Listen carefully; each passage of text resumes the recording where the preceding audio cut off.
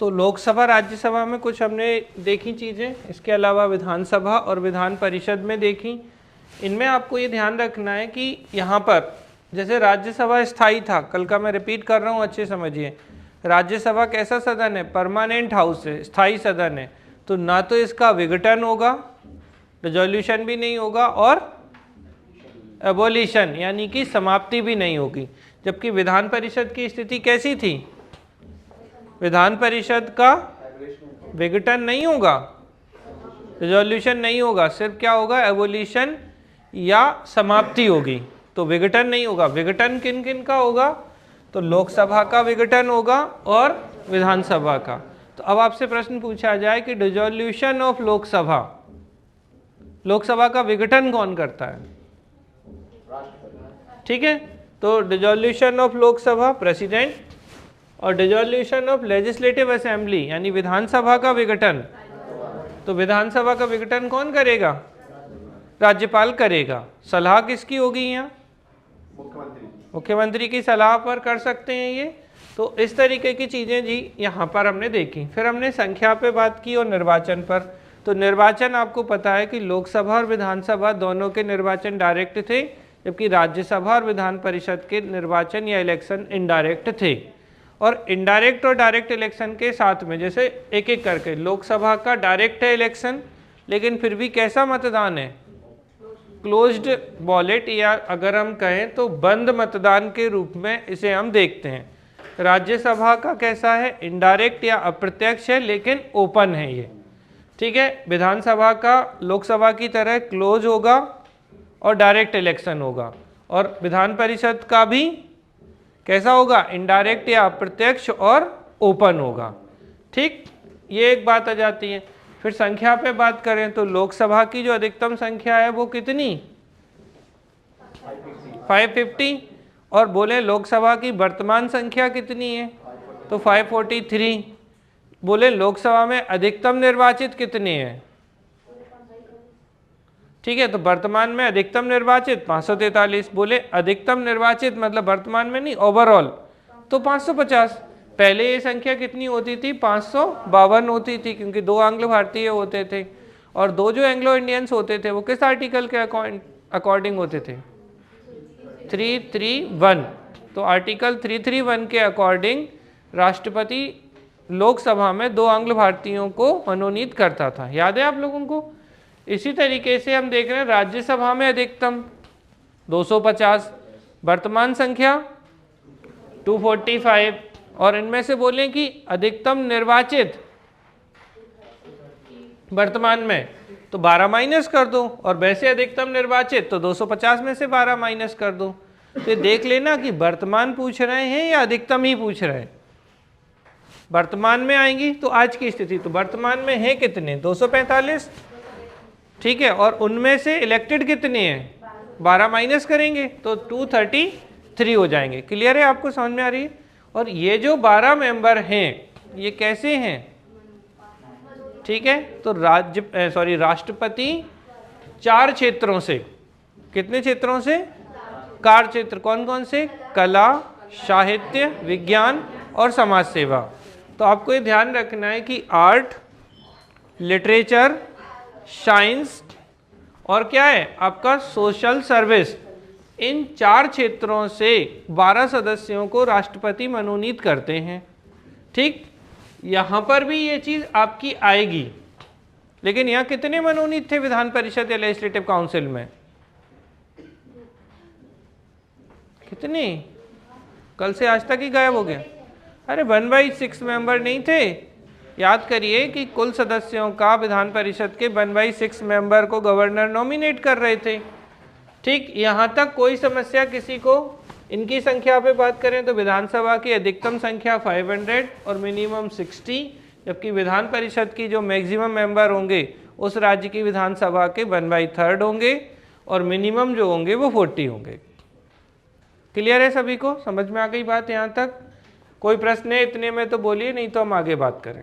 Article 331 में जो presidents ने एग्रो इंडियन को खत्म कर दिया, ये तो 12 जो इलेक्टेड मेंबर ये अभी तक इसमें नहीं हुआ है? नहीं, इसमें नहीं हुआ है। देखिए 12 जो हैं वो मनोनीत सदस्य हैं। और ये राज्यसभा में है। कहाँ है 12 सदस्य? जैसे हम और थोड़ा आगे चलें अगर इसी के, तो हम क्या देख रहे हैं? पहला था हमारा क्या? लोकसभा, फिर क्या था?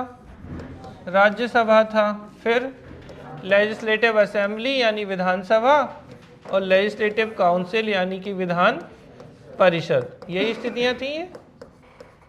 अब इनमें स्थिति है क्या एग्जैक्टली? जैसे हम देखें, यहाँ 2 एंग्लो इंडियन होते थे मनोनीत। अगर हम नॉमिनेट की बात करें, कितने होते थे और किसके अकॉर्डिंग, और कौन करता था? ठीक है, तो 2 एंग्लो इंडियन होते थे मनोनीत लोकसभा में, आर्टिकल 331 के अकॉर्डिंग होते थे, और इन्हें राष्ट्रपति मनोनीत करता था। और ये किससे समाप्त हुआ? तो 101 कॉन्स्टिट्यूशनल अमेंडमेंट एक्ट से ये एबोलिश कर दिया गया। ठीक है, मतलब ये समाप्त कर दिया गया। ठीक, आपको बिल्कुल क्लियर कट ध्यान रखना है कि अब एंग्लो इंडियन का प्रोविजन नहीं है। इसी तरीके से राज्य की विधानसभा में क्या होता था? विधानसभा में क्या होता था? 1 एंग्लो इंडियन होता था, और इसको कौन करते थे नॉमिनेट? तो इसको करते थे गवर्नर। ठीक है, और यहाँ आर्टिकल कौन सा था? 333 के अकॉर्डिंग, और ये भी किससे समाप्त हो गया? ठीक है, तो 104 से ये समाप्त हो गया। इतनी बात समझ में आ रही है? अभी हम मनोनीत सदस्यों की बात करें तो हम क्या है की जगह थे, बस इतना ही तो अंतर आया। राज्यसभा में अगर हम देखते हैं तो राज्यसभा में कितने हैं? 12 है नॉमिनेट मेंबर, मनोनीत सदस्य। ठीक है, तो 12 मनोनीत सदस्य हैं, हाँ या ना? ठीक है, अब इन 12 मनोनीत सदस्यों की स्थिति क्या है? तो कौन सा? कला, साहित्य, विज्ञान और समाज सेवा, यही स्थितियां हैं। ठीक है, एक एक चीज अच्छे से समझ लीजिए, क्योंकि बहुत आते हैं प्रश्न।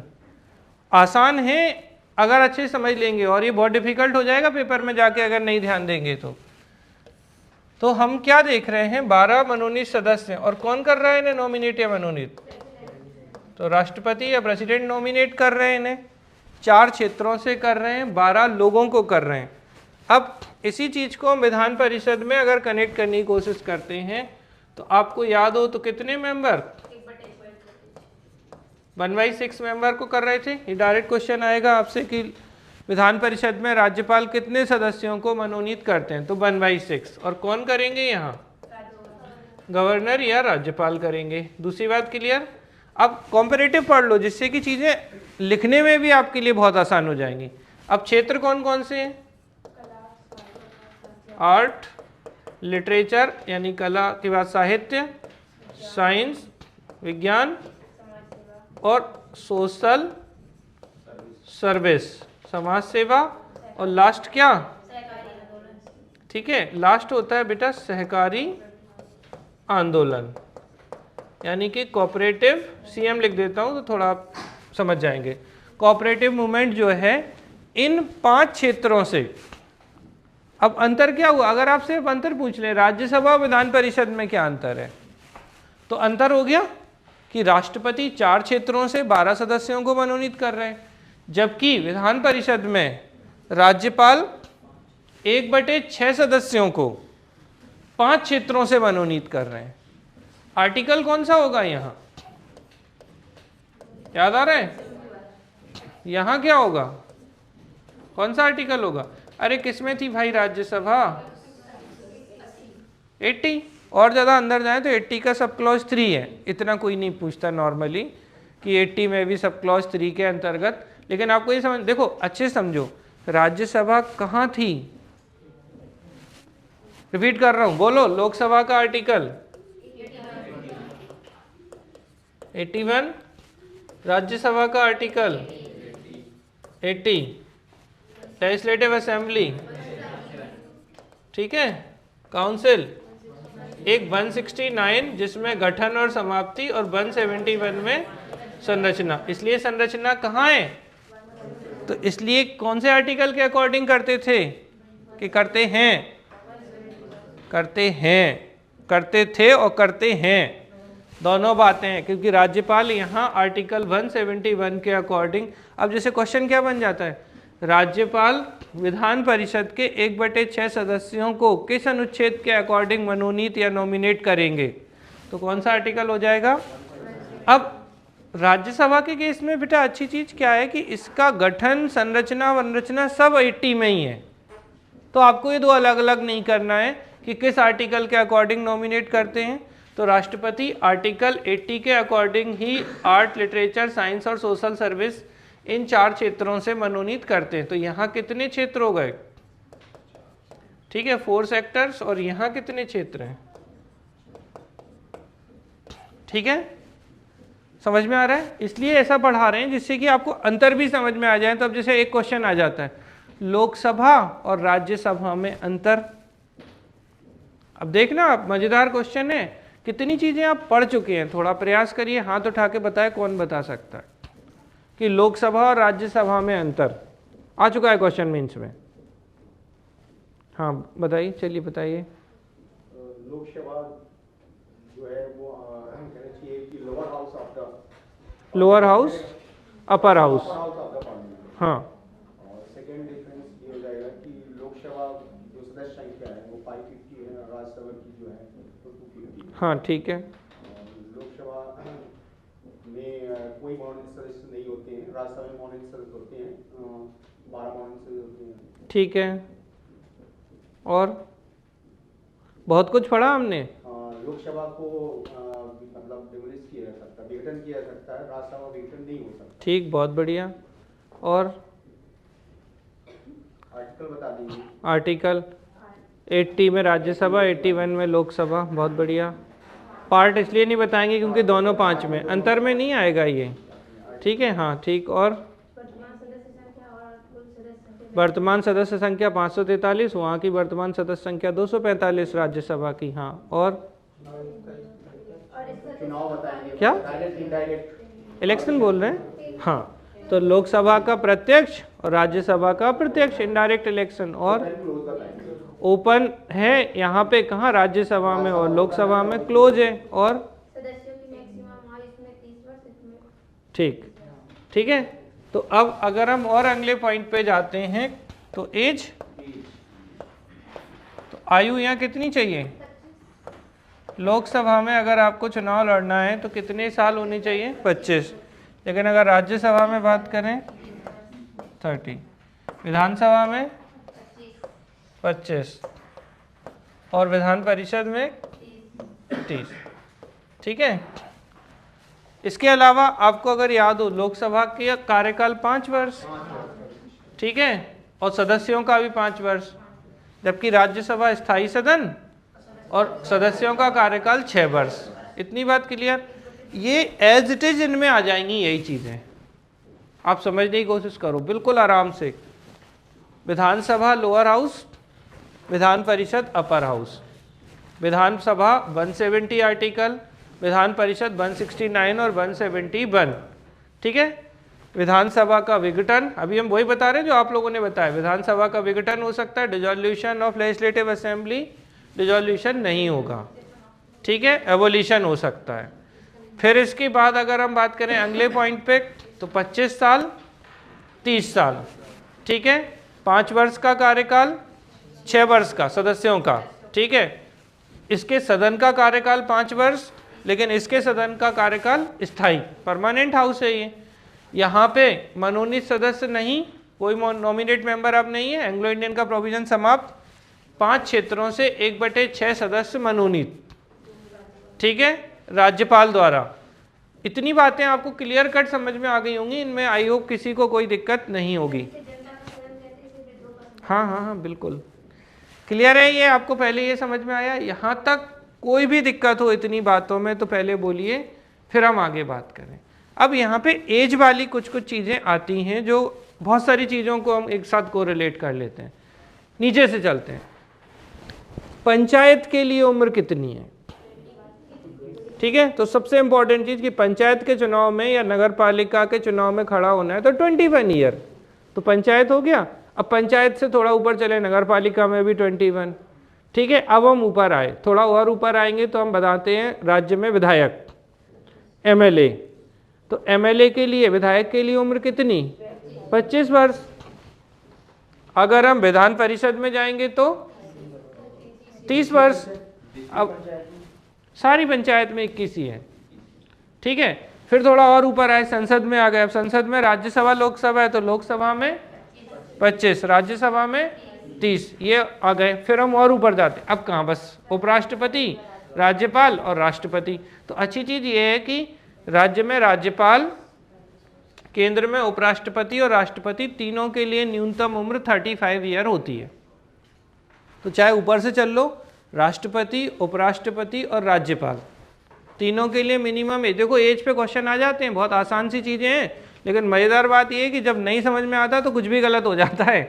ठीक, तो 35 किस किस की? प्रेसिडेंट, वाइस प्रेसिडेंट और गवर्नर। 35 मिनिमम एज, मिनिमम, और मैक्सिमम मरने तक। समझ में आई? अगर अच्छी पॉलिटिक्स है और आपके पास अच्छा सिस्टम डेवलप है तो आपने देखा होगा कई सारे गवर्नर को तो जो उनके सिक्योरिटी इंचार्ज होते हैं वो पकड़ते हैं यहाँ से, 2 लोग यहाँ से पकड़ते हैं, 2 लोग यहाँ से। जैसे हमारे श्री कौन थे, माननीय राज्यपाल श्री राम नरेश यादव जी, उनको पकड़ते थे उनके गार्ड यहाँ से, और यहाँ से सीढ़ी पर उठा के फिर आगे रख दिया, फिर आगे रख दिया। स्टेज पे ऐसे आते थे कि स्टेज से जाएंगे कि वापस कि सीधे चले जाएंगे। ठीक है, ये स्थिति होती थी। तो पूछा जाता है कई बार, तो आपको ये बताना है कि मैक्सिमम एज का कोई क्राइटेरिया नहीं है और कहीं नहीं है इतने में।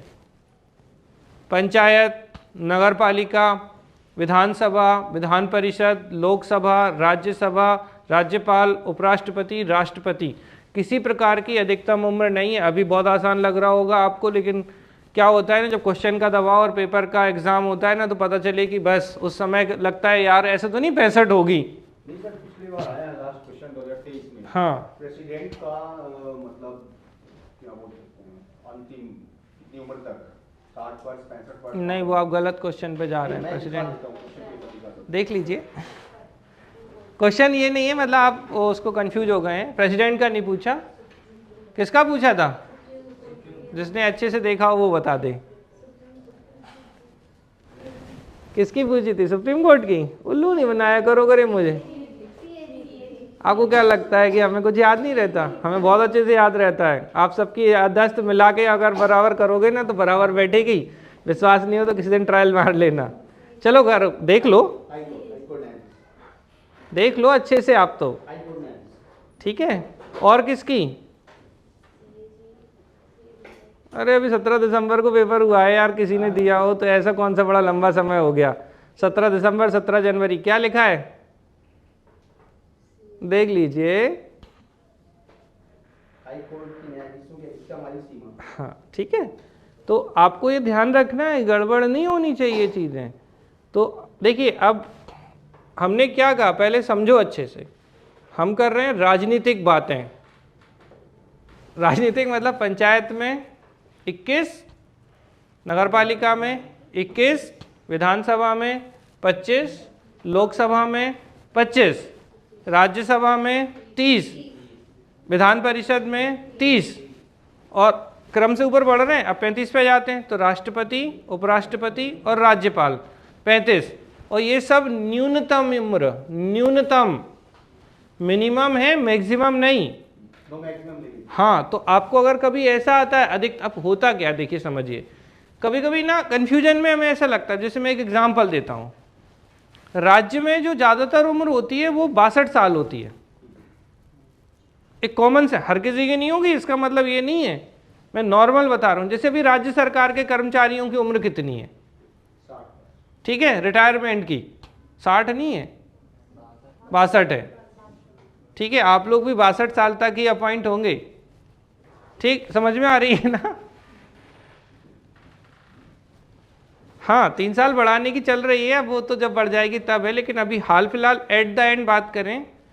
अब इसमें थोड़े से पेंच क्या हैं, जैसे कि जो मेडिकल कॉलेज हैं, ठीक है, जैसे मेरी वाइफ असिस्टेंट एसोसिएट प्रोफेसर है, गायनेकोलॉजिस्ट है, तो मेडिकल कॉलेज में 65 चलता है। तो मेडिकल कॉलेज का अलग है। बाकी जितने भी लोग हैं, मतलब जैसे अगर आप कहें DC deputy collector 62 year, DSP 62 year. और जितने भी विभाग हैं राज्य सरकार के अंतर्गत, हमने किसको छोड़ के बात की? मेडिकल कॉलेजों को छोड़कर अगर हम बात करते हैं, उनमें जो प्रोफेसर्स होते हैं या जो डॉक्टर्स होते हैं उनकी एज 65 है, बाकी सबकी कितनी है? 62 ईयर है। और 62 को भी 3 साल बढ़ाने का प्रपोजल है, क्योंकि अभी बल्क में रिटायरमेंट है। आप लोगों के लिए अच्छा है कि रिटायर्ड हो जाएं, लेकिन सरकार को पैसा भी तो देना पड़ता है रिटायरमेंट पे इतना सारा। तो अब जो भी पॉलिसी आएगी अभी उस पर अपन चर्चा नहीं करते हैं। तो ओवरऑल आप अगर बात करेंगे तो 62 ईयर ज़्यादातर में मैक्सिमम एज है। अब इसका मतलब क्या है, थोड़ा समझिएगा आप अच्छे से। एज पूरा खेल लेते हैं एक ही बार में। क्या क्या बोला था मैंने, बताओ? 21 पी और एम लिख रहे हैं, पंचायत और म्यूनिसिपैलिटीज। समय बचेगा ना, बोलो। लोकसभा और लेजिस्लेटिव असेंबली, विधानसभा 30, राज्यसभा और लेजिस्लेटिव काउंसिल।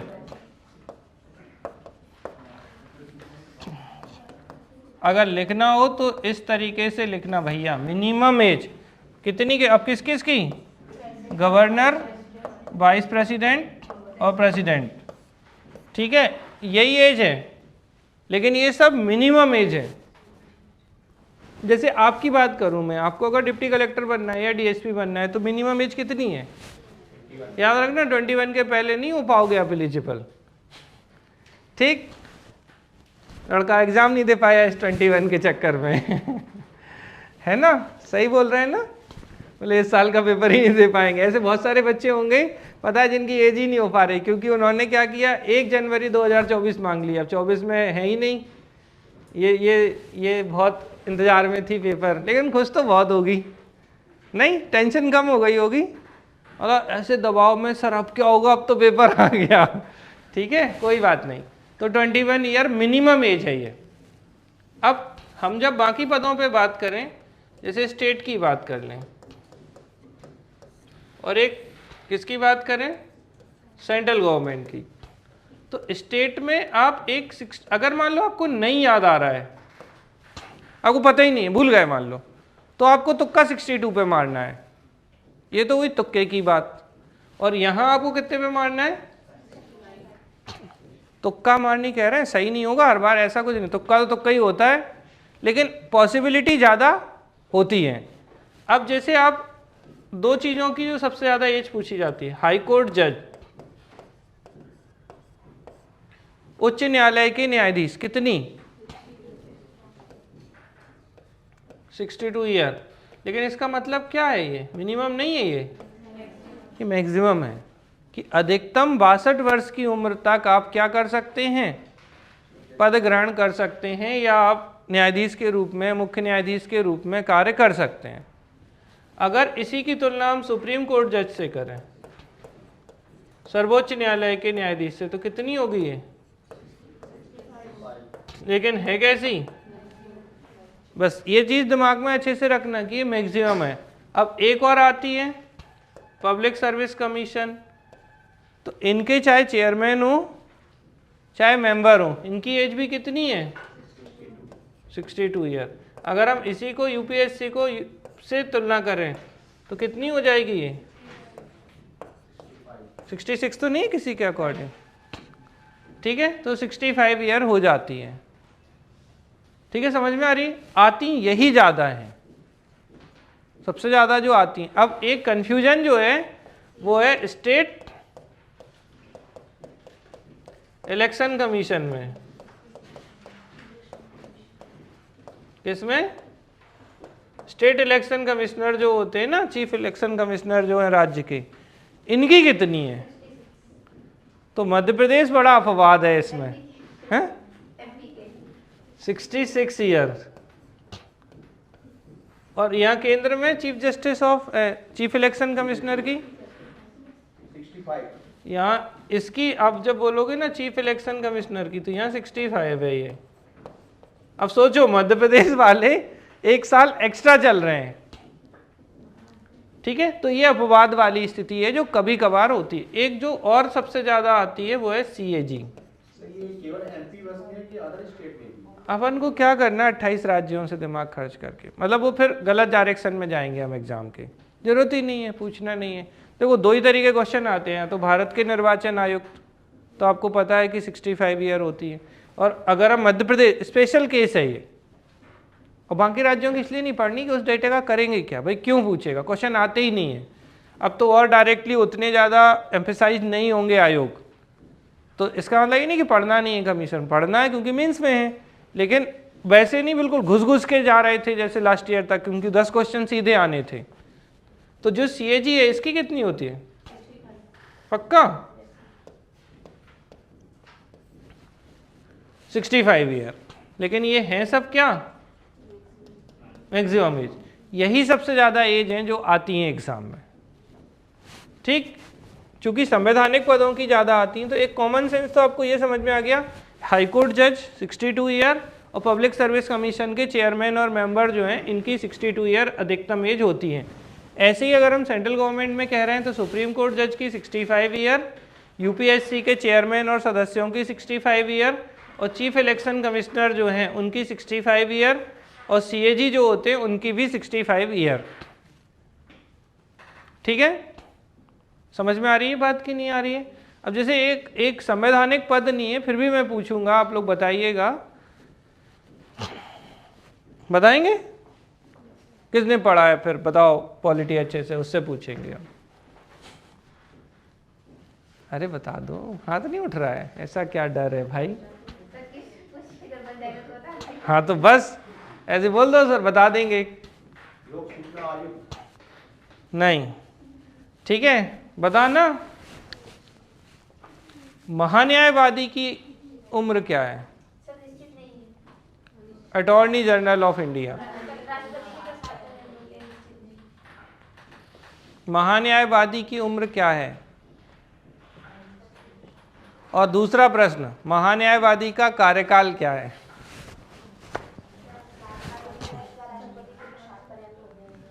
कौन? महान्यायवादी, अटॉर्नी जनरल ऑफ इंडिया। क्या है इसका कार्यकाल? टेन्योर कितना होता है?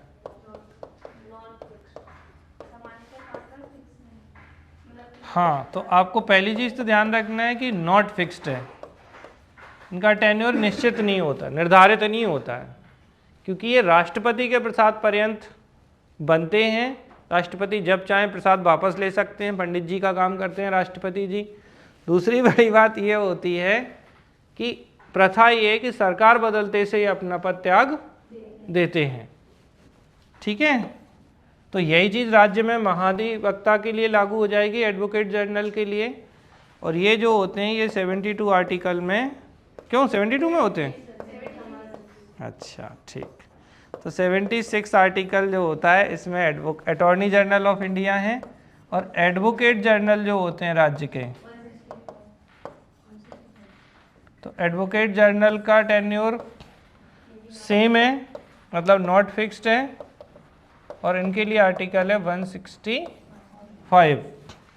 ठीक है, एज बताओ, क्या एज क्राइटेरिया होगा?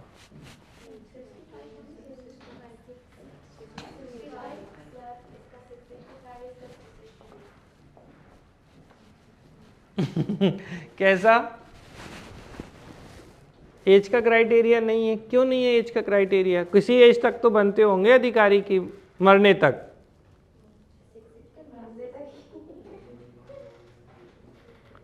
फंस जाते हैं ना क्वेश्चन। अब बड़ी बात ये है, कहीं किताब में लिखा ही नहीं है किसी में, आप चाहे लक्ष्मीकांत पढ़ लो चाहे कोई भी कांत पढ़ लो, लिखा है कहीं? तो कब मार रही हो?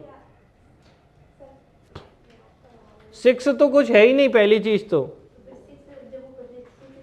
जब कार्यकाल निश्चित ही नहीं है तो 6 पे क्यों जा रही हो देवी?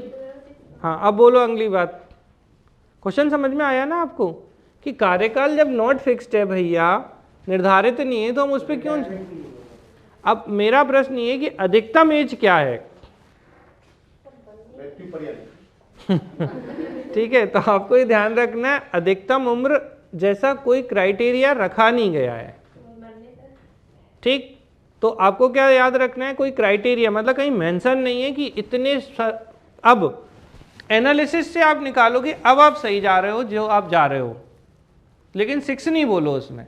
अब क्या होता है कि जो अटॉर्नी, देखो समझिए बहुत सारे प्रश्न हैं, चूंकि अटॉर्नी जनरल ऑफ इंडिया या भारत के जो महान्यायवादी होते हैं, इनकी क्वालिफिकेशन किसके इक्वल है, योग्यताएं किसके इक्वल है इनकी, ये किसके इक्वल होते हैं, ये सुप्रीम कोर्ट, ठीक है, तो सुप्रीम कोर्ट जज के इक्वल है इनकी क्वालिफिकेशन भारत के महान्यायवादी की, और राज्य के महाधिवक्ता की, महाधिवक्ता किसके इक्वल है योग्यताएं, तो हाई कोर्ट जज के, ठीक है, और इनकी एज कितनी है मैक्सिमम 62, और सुप्रीम कोर्ट जज की, इससे एनालिसिस कर सकते हो, लेकिन लिखना नहीं है अपनी मर्जी से, आपको मैं बता रहा हूं, क्योंकि इनके इक्वल अगर योग्यताएं हैं तो चीजें भी इनके अकॉर्डिंग, लेकिन एक्चुअली इनकी सेवा शर्तों का निर्धारण राष्ट्रपति और इनकी सेवा शर्तों का निर्धारण राज्यपाल करते हैं। तो चुप हो जाना, बोले साहब कहीं लिखा नहीं है, ठीक है, सबसे अच्छा आंसर यही है। हाँ एक्चुअली यही है आंसर सबसे अच्छा। योग्यताएं बोले तो इनके इक्वल है, और योग्यताएं इक्वल है तो सीधी बात है कि ये 65 तक बन रहे हैं, तो पॉसिबिलिटी है कि बनेंगे।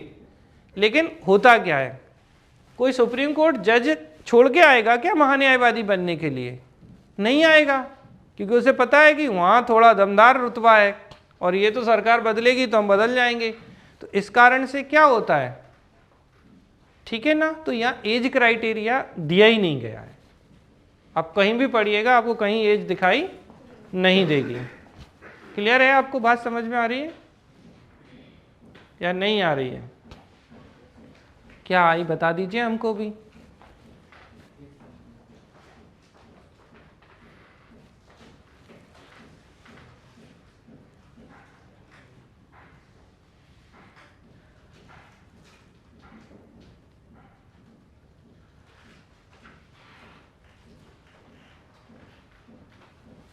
आई होप, देखो एक सबसे अच्छी बात पता है क्या है, ढंग से पढ़ने का सेंस क्या होता है, एक झटके में सब निपटा दो। अगर आप अच्छा पढ़ना चाहते हो तो मतलब दिमाग में एक एज आई नहीं कि आप सबकी एज देख लो, बोले बताओ किस किस की बतानी है। उससे क्या होता है, एक स्लॉट में जब आप चीज़ें कर लेते हो तो कन्फ्यूजन नहीं क्रिएट होता है। आप एक एक टॉपिक पढ़ते हो, बाद में एक साथ एज हो जाती हैं, तो वो फिर बोलता है अच्छा 62 था कि 65 था।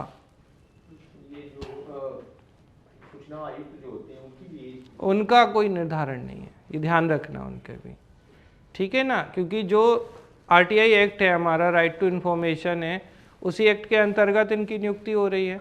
तो आपको यहाँ पे ध्यान रखना है, चाहे स्टेट के हों इंफॉर्मेशन कमिश्नर या सेंट्रल के हों, इनकी जो सेवा शर्तें और कार्यकाल का निर्धारण है वो केंद्र सरकार करती है। बस खत्म हो गई यही बात। तो आपसे अगर पूछा जाए कि इनकी सेवा शर्तें कार्यकाल, तो decided by the central government. इस पर खूब विवाद चला था अगर आपको पता हो तो। इन्होंने कहा था कि आरटीआई को पंगु बना दिया कांग्रेस ने, और ऐसी वैसी बहुत सारी बातें चली थी। तो आई होप क्लियर होगा। पंचायत नगर पालिका 21, लोकसभा, ठीक है, और विधानसभा 25, राज्यसभा विधान परिषद 30, राष्ट्रपति उपराष्ट्रपति और राज्यपाल 35। ये न्यूनतम उम्र है, इससे कम उम्र में आप इन पदों पर नहीं जा सकते हैं। जब हम बात करते हैं अधिकतम एज की या रिटायरमेंट की बात करें, तो अगर हम राज्य में देखें सबसे ज़्यादा जो क्वेश्चंस बनते हैं वो हाई कोर्ट जज से बनते हैं। तो हाई कोर्ट जज की 62 ईयर मैक्सिमम एज होती है। लोक सेवा आयोग में भी यही 62 ईयर रखी गई है। लेकिन अंतर पता है क्या आता है, यहाँ 6 ईयर टेन्योर और 62 ईयर एज है। मतलब या तो 6 साल का कार्यकाल पूरा कर लें या 62 वर्ष की उम्र, जो भी पहले हो। अब जैसे ऐसे समझो कि कोई लोक सेवा आयोग के सदस्य अगर 62 ईयर में बने, ठीक है, तो वो ये नहीं कह सकते कि हम 6 साल का कार्यकाल पूरा करेंगे तो 68 हो जाएगी, 62 में 6 जोड़ेंगे तो नहीं। तो फिर क्या लागू होगा, बस 62, एक आध 2 महीने जो बचे हैं 62 में ही काम खत्म। ठीक है, समझ में आ रही ना। तो क्या होता है 62 ईयर या 6 ईयर, मतलब क्या 6 ईयर टेन्योर और 62 ईयर मैक्सिमम एज। या तो 6 वर्ष का कार्यकाल पूरा कर लो आप, या फिर अधिकतम उम्र 62 वर्ष, इनमें से जो भी पहले हो। बात समझ में आ रही है ना। मतलब जो पहले, अगर आपका कार्यकाल पहले खत्म हो रहा है तो आप ये नहीं कह सकते नहीं साहब हम नहीं यार, अभी तो हम 62 के नहीं हुए, ठीक है, ऐसा नहीं होगा कि भैया आप 62 के नहीं हुए। अब जैसे कोई 50 में बन जाए तो 6 साल तो इसके 56 में ही हो गए। बोलेगा नहीं साहब अभी तो और 6 साल हम बनेंगे क्योंकि हम 62 के नहीं हुए। तो ऐसा नहीं चलता। यहाँ क्या है, यहाँ इस तरीके, अब देखो दोनों में अंतर समझ में आया अभी इससे। जबकि यहाँ टेन्योर नहीं है ऐसा हाईकोर्ट जज में, यहाँ सिर्फ एज है मैक्सिमम।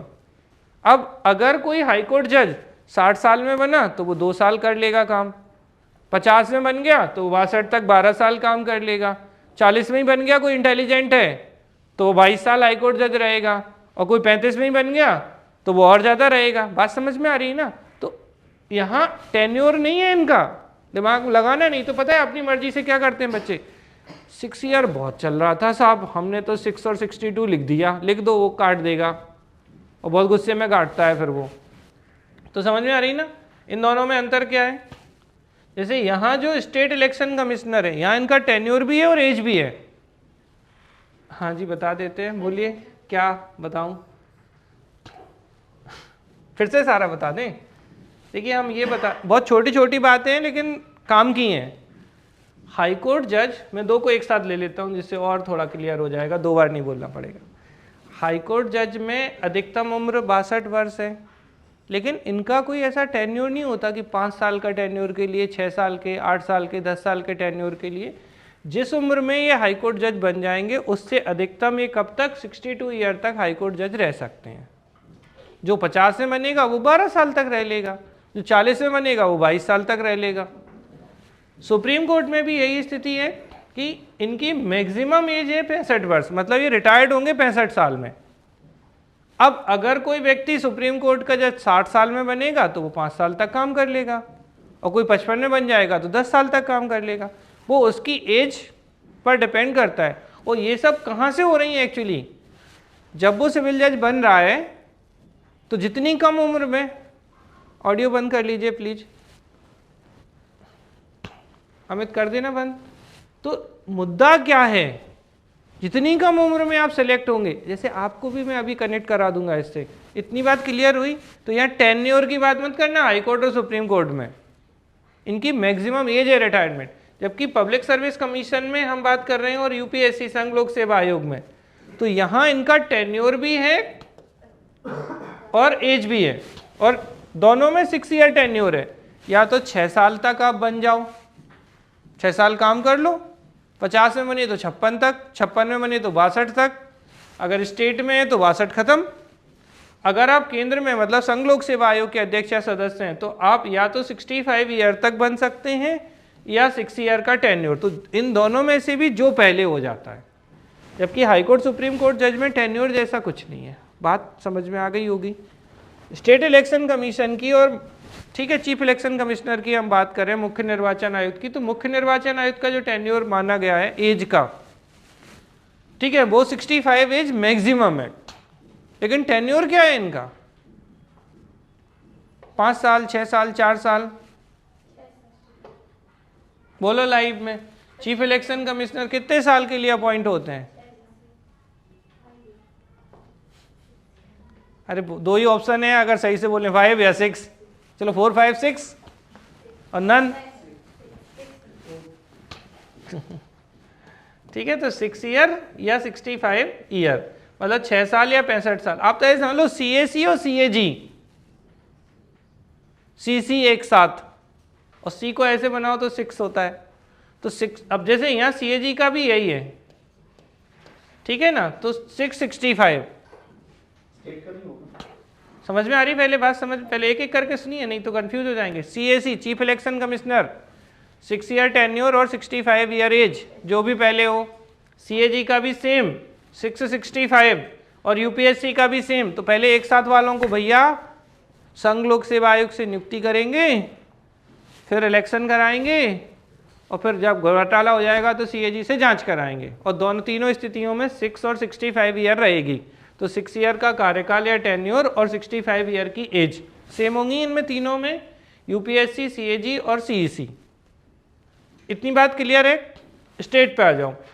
स्टेट में स्टेट इलेक्शन कमीशन जो है, इसमें जो होते हैं इलेक्शन कमिश्नर, ठीक है, तो राज्य के जो निर्वाचन आयुक्त होते हैं उनका मध्य प्रदेश में थोड़ा वेरी करता है, 66 ईयर है और कितना है ये 6 ईयर और 66, तो 6 ईयर का टेन्योर या फिर 66 वर्ष की उम्र। ठीक है, समझ में आ रही है? तो 6 ईयर टेन्योर होगा या फिर 66 ईयर की मैक्सिमम एज होगी। तो ये टेन्योर हो गया कि 6 साल का या तो कार्यकाल पूरा कर लो या 66 ईयर का एज पूरी कर लो, इन दोनों। मतलब आप समझ रहे हो, स्टेट वाले का केंद्र से ज़्यादा। तो ये राज्य सरकार के हाथ में है ना, राज्य के विधानमंडल के, क्योंकि पंचायत के अंतर्गत आता है स्टेट इलेक्शन कमीशन और नगर पालिका। और पंचायत और ये सब किसके विषय हैं? पंचायत नगर पालिका राज्य सूची के विषय हैं। इस पर कानून कौन बनाएगा? राज्य सरकार, राज्य विधानमंडल कानून बनाएगी। तो उन्होंने अपने अकॉर्डिंग इनको किया है। आई होप क्लियर हो गया होगा। यहाँ तक कोई कन्फ्यूजन? अब मैं आपसे कह रहा था एक अलग होता है, ठीक है, वो अलग मैं आपसे पूछता हूँ, आप बताइएगा। संथानम कमेटी का नाम सुना है? मैं उल्टा चल रहा हूँ जान। तो संथानम कमेटी कब बनी? 264 66। अरे कंफ्यूज कर रहे हैं, देख रहे हैं कौन विद्वान है। तो संथानम समिति बनी कब? कैसी कमेटी?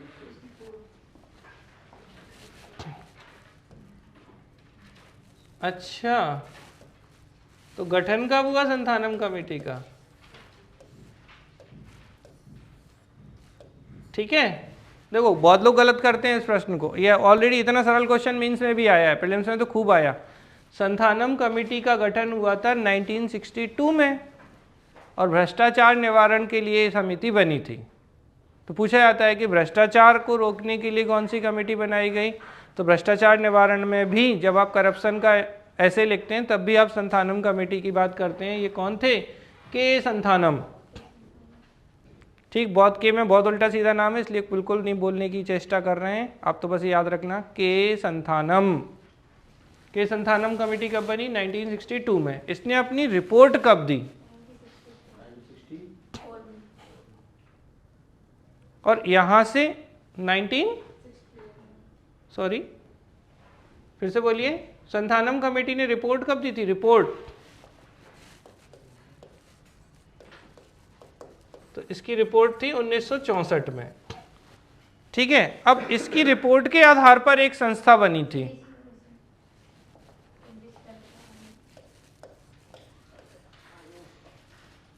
ठीक है, इसे बोलते हैं बेटा सेंट्रल विजिलेंस कमीशन। कमीशन, अरे आप तो बोलो ना, हम तो कुछ भी बोले, आप तो बताओ हाँ या ना। केंद्रीय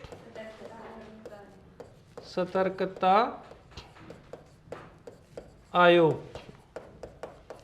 ठीक है, तो केंद्रीय सतर्कता आयोग जो था सेंट्रल विजिलेंस कमीशन।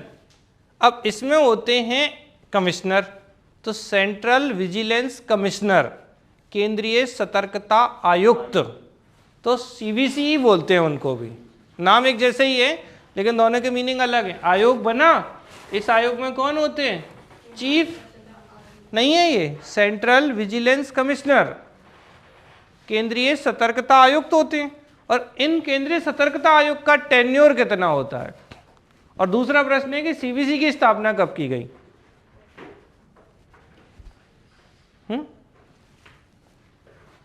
सीवीसी की स्थापना कब? 1965।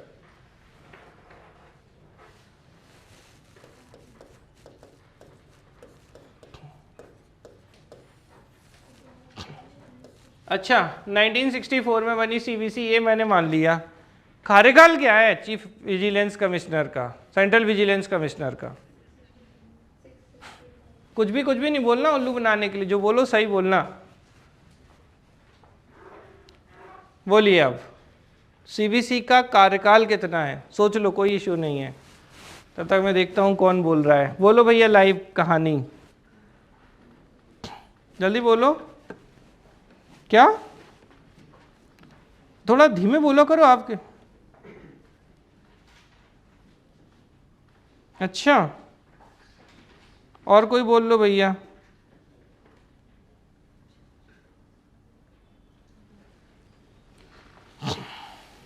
कोई और बोलना चाह रहा है?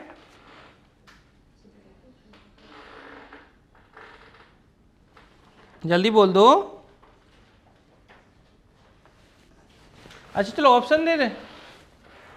470 कौन बोल रहा है? 70 आपकी आवाज समझ में नहीं आ रही, कौन? फिर से बोलिए। क्या कहाँ लिखा आपने 470? कहीं पढ़ा है ऐसा आपने? बताओ जरा, भेजो मुझे व्हाट्सएप करके।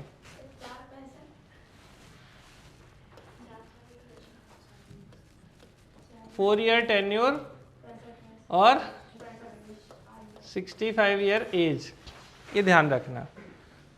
शिवानी एक बार देख लो, क्रॉस चेक कर लो, कोई बुराई नहीं है। गूगल जिंदाबाद। आप लोग एकदम सुपर फास्ट हैं, आपके पास 4G तो 4G सबके पास होंगे ही, 5G भी होंगे कुछ लोगों के पास। इस्तेमाल करिए एयरटेल का। ठीक है, तो देखिए सुनिए अच्छे से, आप क्वेश्चन समझिए। यहाँ से एक प्रश्न बना था, मुख्य परीक्षा का भी था ये, प्रीलिम्स में भी पहला क्वेश्चन है। सीबीसी का गठन, बस सीधा ऐसे क्वेश्चन पूछा गया था 3 मार्कर। सीबीसी का गठन किस समिति की अनुशंसा पर हुआ? बहुत सीधा सा सिंपल सा क्वेश्चन था। आपको बताना है के संथानम कमेटी की रिकमेंडेशन पर हुआ था, के संथानम समिति की रिकमेंडेशन पर। ठीक है, अब यहाँ से क्वेश्चन दूसरा बनता है कि संथानम कमेटी, अब देखो कैसे क्वेश्चन पूछा था। सीबीसी का गठन संथानम कमेटी की अनुशंसा पर किया गया था, इस कमेटी का गठन कब हुआ? अब कमेटी कब बनी थी? 62 में, लेकिन इसकी रिकमेंडेशन पर सीबीसी कब बना? 64 में।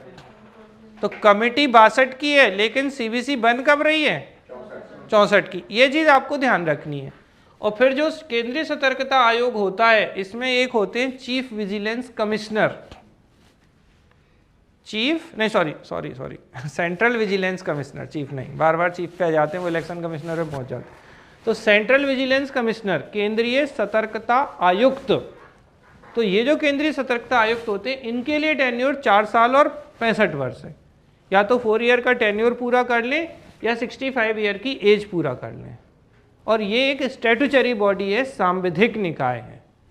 संसद ने विधि बनाकर इसकी स्थापना की है। ठीक है, ध्यान रखेंगे आप अच्छे से। स्वायत्त निकाय है, ऑटोनोमस बॉडी है, लेकिन ऑटोनोमस के साथ में ये स्टैट्यूटरी बॉडी है, सांविधिक निकाय है, मतलब संसद के विधि या लॉ के अधीन इसका गठन किया गया था। समझ में आई?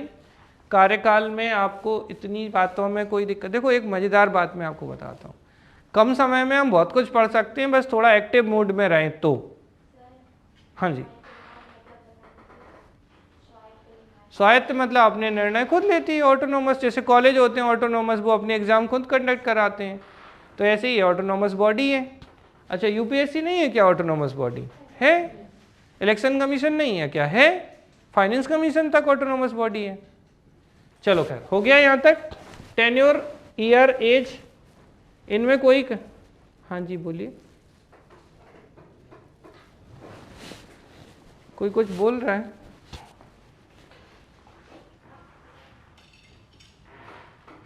आप लोग अगर अपने घर पे चर्चा कर रहे हैं ना, तो कृपया करके इसे बंद रखिए माइक को, ठीक है?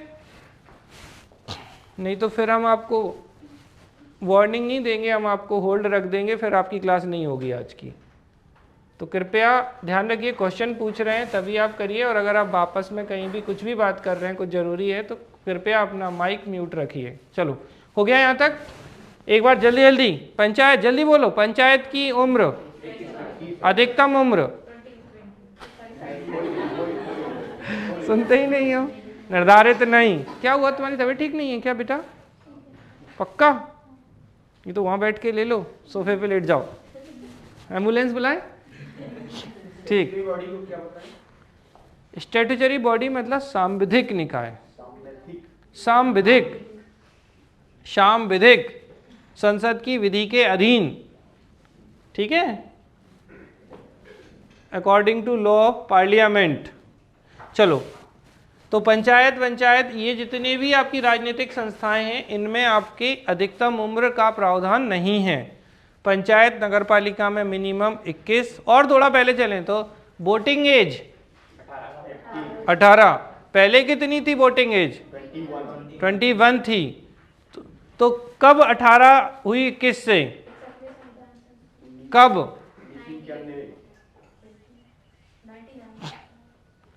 कब? अरे जैसे अभी 18 साल है एज, 21 से 18 हुई, तो ये किससे हुई? ये तो सही बताया आप लोगों ने, 61 कॉन्स्टिट्यूशनल अमेंडमेंट एक्ट। अब देखो, अब थोड़ा सुनना अच्छे से सुनना इस बात को, क्वेश्चन फंस जाएगा किसी दिन पेपर में, गलत करा देगा बहुत लोगों का। अगर आपसे पूछा जाए 61वां संविधान संशोधन अधिनियम कब का है, तो ये 88 का है। ये लागू कब से हो रहा है? 1989 से। इसलिए मिलता क्या है? तो अगर आपसे अब जैसे क्या पूछते हैं क्वेश्चन, 21 साल से घटाकर 18 साल कर दी गई, वोटिंग एज है ये, वयस्क मताधिकार। तो ये जो एज है आपकी निर्वाचन किसकी, मतदान की उम्र, तो वोटिंग एज 21 से घटा के 18 कब की गई? 1989 में। लेकिन 61वां संशोधन अधिनियम कब का है? अगर बहुत स्पेसिफाई पूछेगा 88 89 दोनों दे देगा, किसी दिन निपटा देगा किसी को क्वेश्चन में ये। तो 88 का एक्ट था, लागू ये 89 से होता है। तो कई बार आपको किताबों में ऐसा ही मिलेगा, सीधा क्वेश्चन, वोटिंग की एज 21 से घटाकर 18 कर दी गई 61वें संविधान संशोधन अधिनियम, और सीधा आंसर 1989 होता है। तो एक्चुअली लागू ये 1989 से हो रहा है। इसको आप पंचायत से कनेक्ट करो तो दिमाग क्लियर रखेगा। पंचायत का जो 73वां संविधान संशोधन अधिनियम और नगर पालिकाओं का 74वां संविधान संशोधन अधिनियम था, आयोग सबको पता है कब का था, तो एक्ट था 1992 का। लेकिन ये लागू कब हुआ जाके? 1993 में। तो इसीलिए किताबों में कई बार लिखा होता है 73वां संशोधन 1993। बच्चा बहुत परेशान होता है इस बात से, कभी वो 92 पढ़ता है, कभी 93 पढ़ता है। तो 92 का एक्ट था जो संसद में पेश किया गया विधेयक। तो इसके बाद ये लागू कब से हो रहा है? 1993 से लागू हो रहा है। तो इसलिए लागू होने की बात करेंगे तो 1993। सेम चीज यहाँ 61वें संशोधन पर है कि 61वां संविधान संशोधन अधिनियम जो है वो 1988 का विधेयक है ये, और ये जाके लागू कब होगा? तो 1989 में लागू होगा। कई जगह आपको 1989 उत्तर मिलेगा, लेकिन अगर आपसे अधिनियम पूछ लिया जाए तो 88 का था ये। ठीक है, क्वेश्चन लेकिन ऐसे ही आता है, 61वां संशोधन 1989 के द्वारा क्या किया गया बेटा? जो एज थी 21 से घटा के 18 साल कर दी गई। अब पूछते हैं इंदिरा गांधी के कार्यकाल में वोटिंग एज क्या थी? अब दो तरीके से घुमा देते हैं क्वेश्चन को, कुछ नहीं, सरल सा क्वेश्चन है। इंदिरा गांधी का कार्यकाल, सीधी बात है कि 84 में तो जय सिया राम, मतलब उससे पहले, तो ये इससे पहले की कहानी है, तो कितनी होगी? तो 21 ईयर। तो थोड़ा सा दिमाग लगाना कि गलतियां ना हो चीज़ों के बीच में। ये तो हुई एज, ठीक है। यहाँ तक हाईकोर्ट जज की अधिकतम उम्र 62। हाँ जी,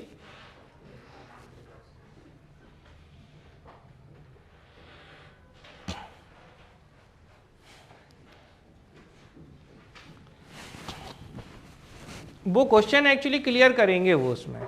जैसे ऐसे समझिए, हाँ क्या होता है, मैं एक और एग्जांपल ले लेता हूँ, ये आपने बहुत अच्छे से सुना होगा, SC/ST एक्ट सुना है आपने। अब आप मुझे बताइए कि SC/ST एक्ट है कब का? उल्लू नहीं बनाना हमें, बस हमने फिर कह दिया ना आपको। SC/ST एक्ट कब का है?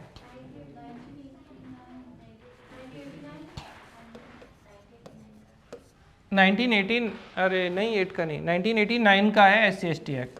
लेकिन ये लागू कब हुआ? 1990 में। तो अब देखो समझना अच्छे से, ये क्वेश्चन ऑलरेडी जब एक्ट इसमें सिलेबस में थे तो डायरेक्ट क्वेश्चन पूछा गया था।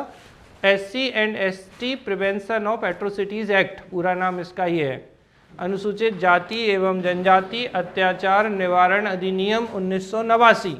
तो एक्ट है 1989 का, लेकिन ये लागू कब से हो रहा है? 1990 से। ठीक है, तो एक्ट पूछे 89 का है और लागू कब से हो रहा है?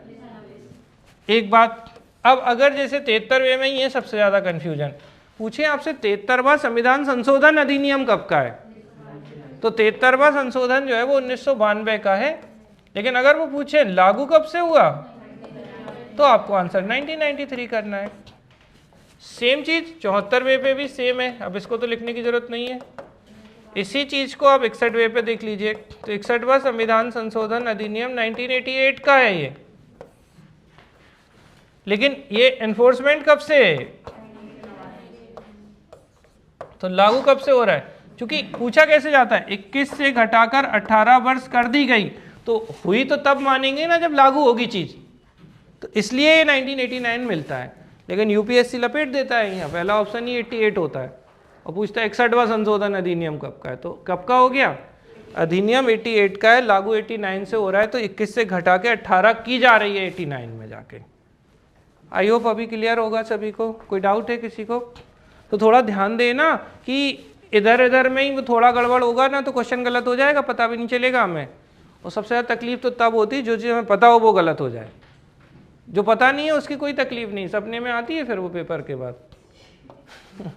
सही बोल रहे हैं ना, जिनने पेपर दिए होंगे वो इस अनुभव को अच्छे से, अल्लाह आप ऐसे सोचो ना, आप ऐसे व्याकुल रहते हो, बच्चे आके अपने एक्सपीरियंस शेयर करते हैं, सर मैं सो रहा था, सो रही थी और मुझे क्वेश्चन सपने में आया और ये भगवान मैंने कैसे गलत कर दिया, ठीक है, या खुदा अब क्या होगा, बस वही कहानी है।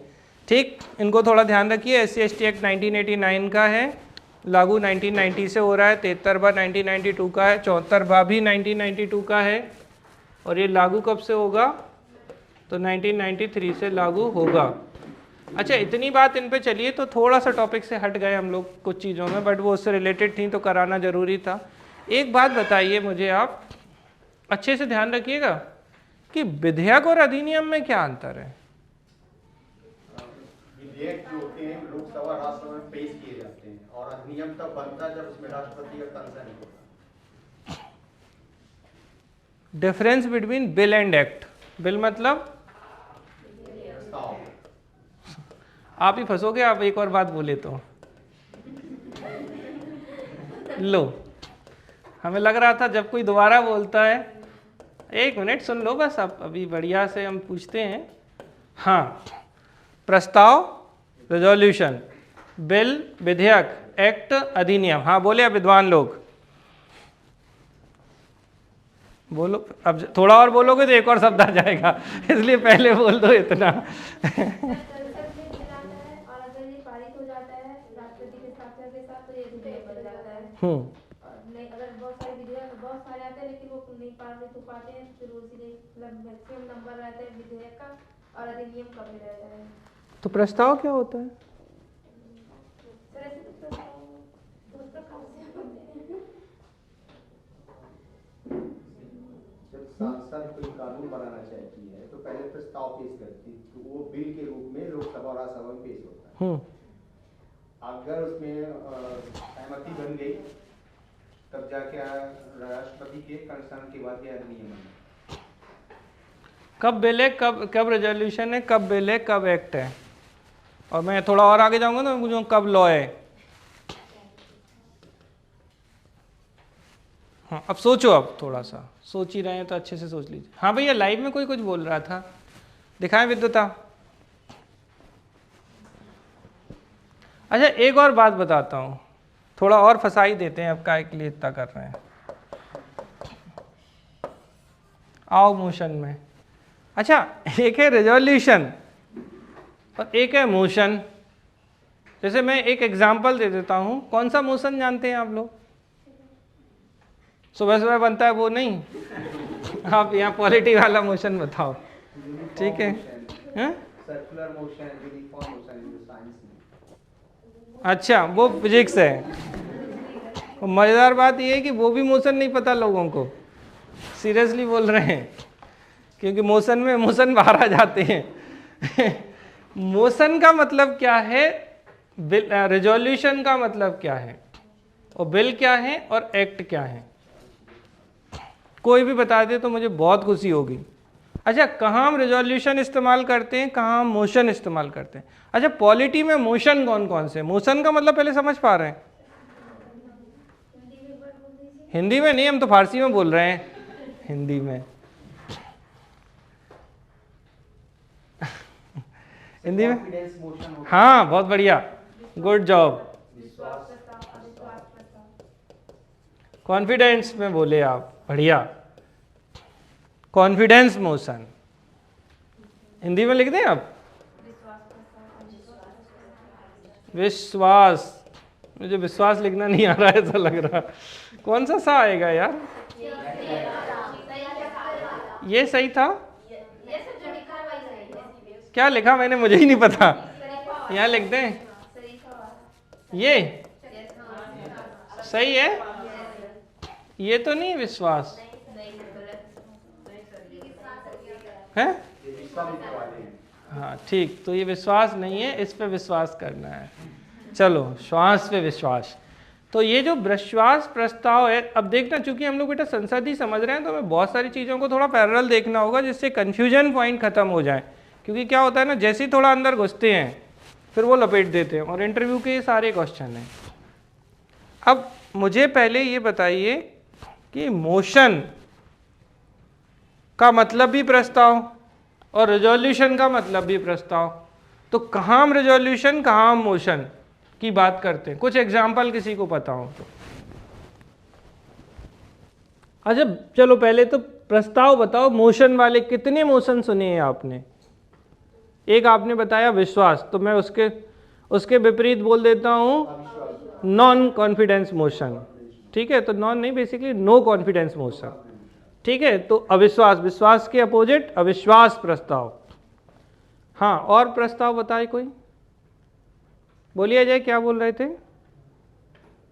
प्रस्ताव नहीं पता? बाय गॉड, एक एक करके बोलिए। और कौन से प्रस्ताव हैं? Privilege motion. प्रिविलेज मोशन का मतलब क्या? देखो, मैं आप लोग बोलते जाओ, हम लिखते जाएंगे, अच्छा लगेगा मुझे। एक है कॉन्फिडेंस। अब आज हम थोड़ी अच्छी क्लास करने वाले हैं, थोड़ा ध्यान देना, बस यही गलतियां होती हैं चूंकि। ठीक, आप लिखने की परेशान मत होइए, एज इट इज रिकॉर्ड हो रहा है, परेशान होने की कोई समस्या नहीं है, लिखवा भी देंगे, ऐसा नहीं कि लिखवा नहीं सकते, लेकिन थोड़ा समझ लीजिए। विश्वास प्रस्ताव, और विश्वास रखिए कि बहुत लोगों के विश्वास गलत हो जाएगा। एक क्या है? अविश्वास प्रस्ताव, नो कॉन्फिडेंस मोशन। ठीक है, हाँ, और बोलो कौन कौन क्या बोल रहा है? एक किसी ने बोला था विशेषाधिकार। आपका नेटवर्क नहीं मिल रहा भैया, मत बोलो।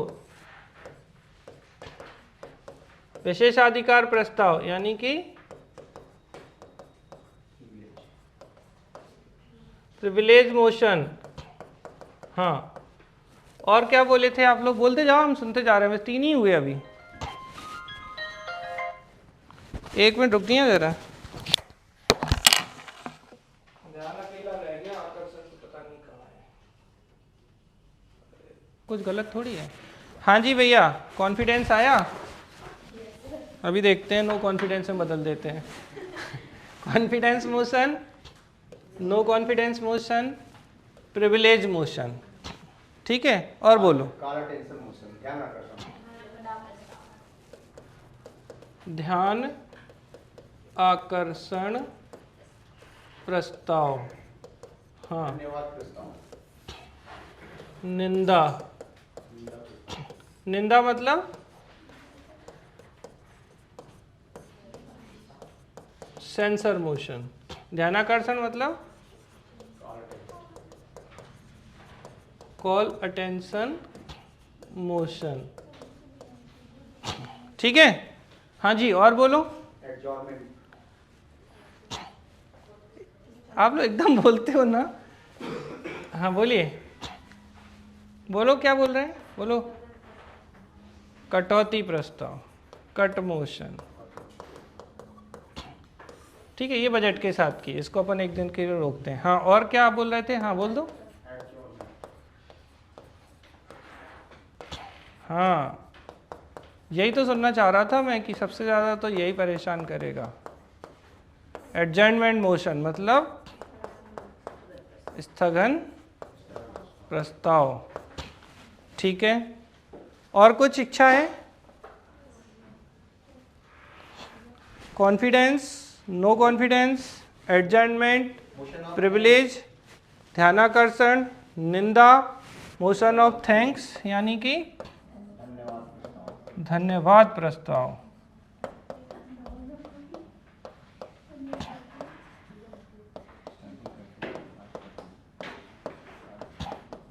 अच्छा, पहले तो ये एक बढ़िया प्रश्न पूछते हैं, आप बताना इनमें से कौन सा प्रस्ताव है। अरे मत लिखो अभी, उसमें क्या लिखोगी, अभी कुछ नहीं, नाम से क्या रखा है, नाम में कुछ नहीं रखा, जीवन में लिख लो, मन नहीं मानता है तो।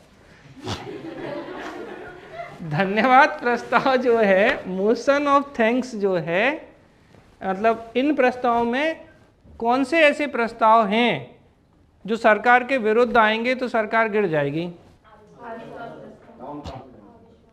अच्छा, नॉन कॉन्फिडेंस मोशन आएगा तो सरकार गिर जाएगी। नो बोलो, नॉन फिर याद रह जाएगा वो कंफ्यूजन में। नो कॉन्फिडेंस मोशन तो सरकार गिर जाएगी। अच्छा, और किसी से नहीं गिरेगी?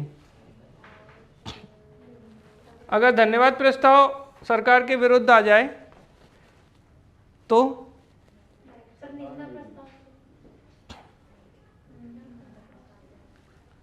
बोलो। अच्छा, अगर निंदा प्रस्ताव पारित हो जाए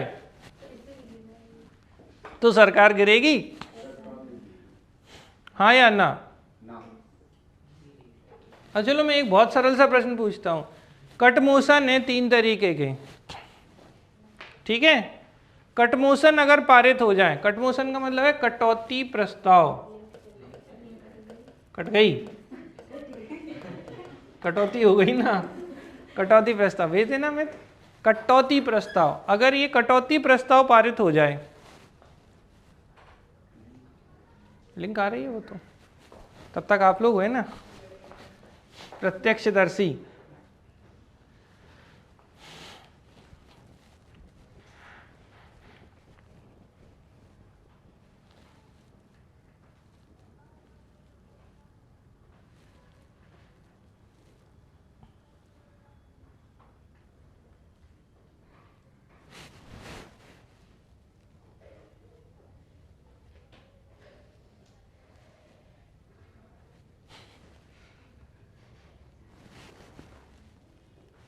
हाँ जी भाई, वॉइस क्लियर?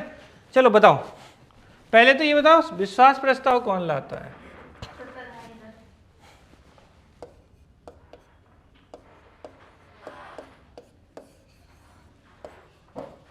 ठीक है, कभी भी अभी जैसे हम बोले तो मोदी जी लाएंगे, ठीक है? जो भी गवर्नमेंट होगी, जो सत्ता होगा, सत्ता पक्ष द्वारा लाया जाएगा। और बड़ी बात पता कब चोट कब होती है, आप अपनी वाहवाही के लिए ये लेके आए और पता चले आप प्रस्ताव नहीं पारित करा पाए तो ये खतरनाक स्थिति भी है। क्योंकि मान लो होता क्या है, सरकार अपने जो काम होते हैं, जो कार्य होते हैं, जो लेखा जोखा होता है कि सरकार की जो उपलब्धियां होती हैं उनको बताने के लिए और सदन में अपना बहुमत दिखाने के लिए, मेजॉरिटी दिखाने के लिए सरकार ये लाती है। कौन लाती है? गवर्नमेंट। और ऐसे में पता चले कि सरकार के विरुद्ध वोटिंग हो जाए तो सरकार गिर जाएगी, ठीक है? अविश्वास प्रस्ताव कौन लाएगा?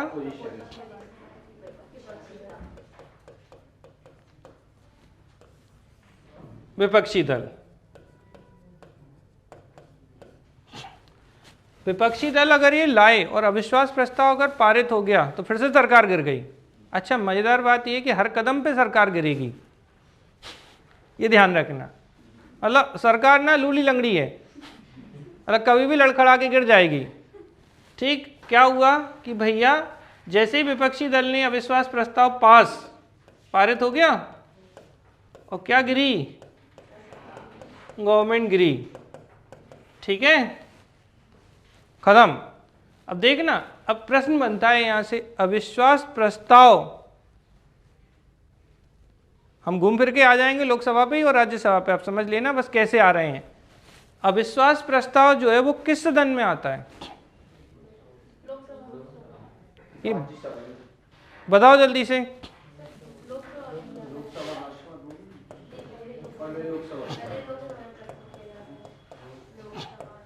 हमेशा ध्यान रखना, no confidence motion always introduce first in Lok Sabha और स्टेट में लेजिस्लेटिव असेंबली।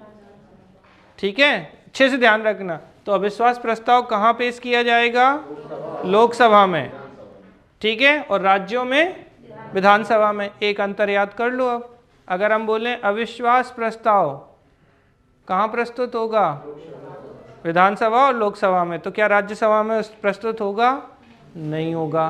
प्राइमरीली कभी भी नहीं जाएगा, आपको ये ध्यान रखना है, क्योंकि सरकार जो टिकी है, जो सब कुछ है वो किसमें? लोकसभा में। जब तक बहुमत है तब तक सरकार है, और लोकसभा में मेजॉरिटी नहीं है तो सरकार नहीं रहेगी। तो कहाँ आएगा? अच्छा, एक प्रश्न आता है कि अविश्वास प्रस्ताव है, जैसे भाई लाए अविश्वास प्रस्ताव, तो क्या यहाँ कारण जरूरी है? अविश्वास प्रस्ताव के पीछे कारण बताना जरूरी है? हाँ या ना? क्या क्या क्या?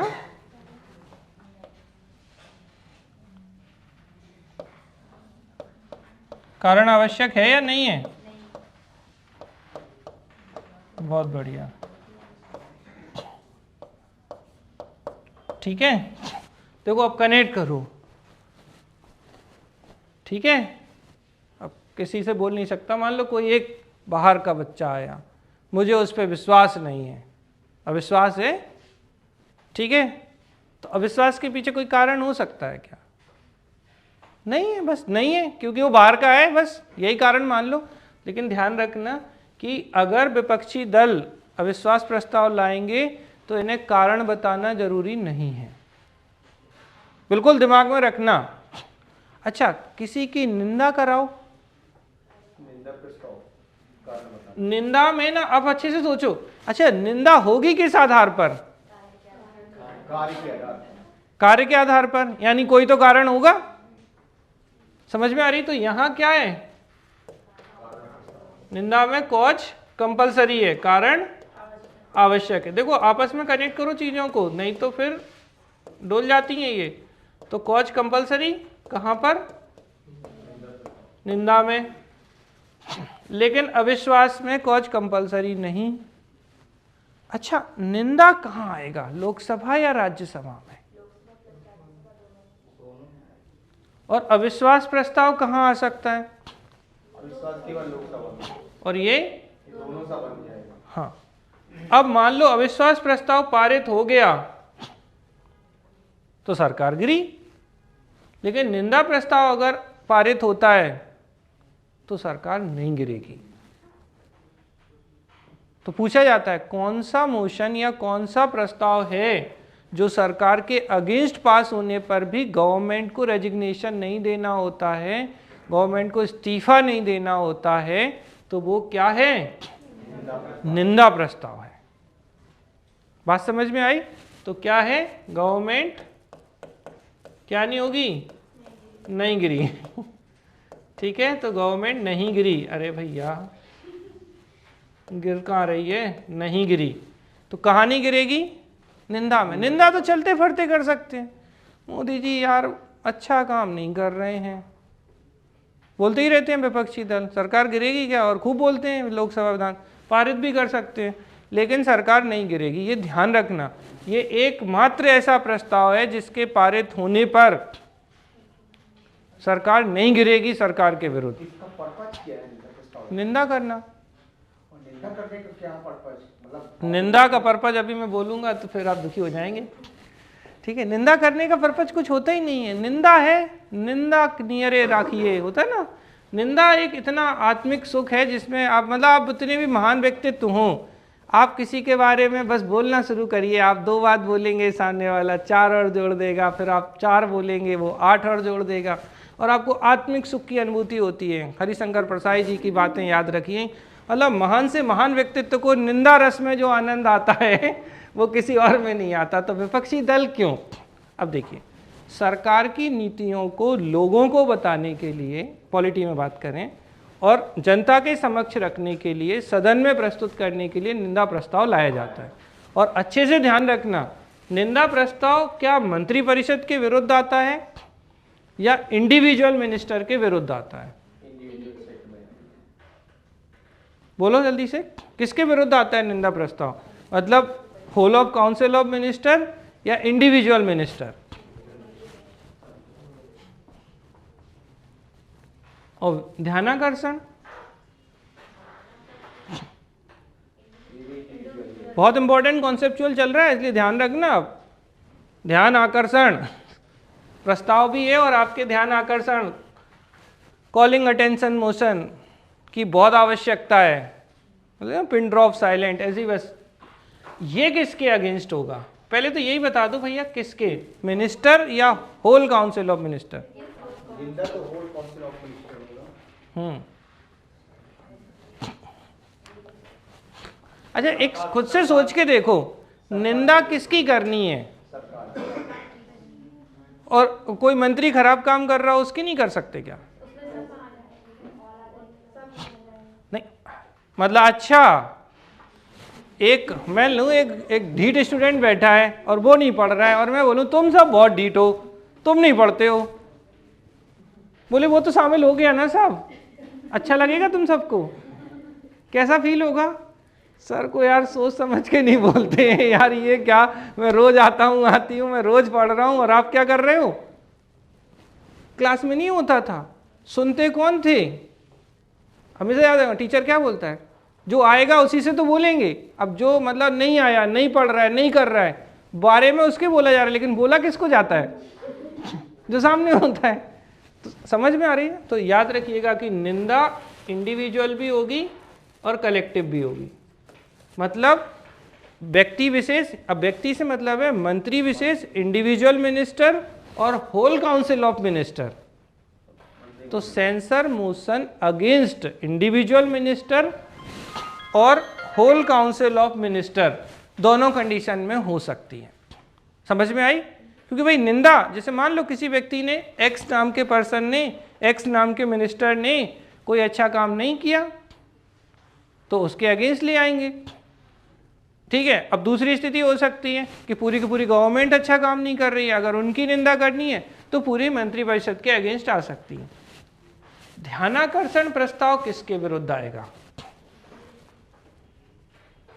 मंत्री के विरुद्ध आएगा, किसी मंत्रालय के विरुद्ध आएगा। आप बताओ, हम तो पूछ ही रहे हैं। किसका ध्यान आकर्षित करना है, किसका कॉलिंग अटेंशन मोशन? बोलिए लाइव में बेटा। या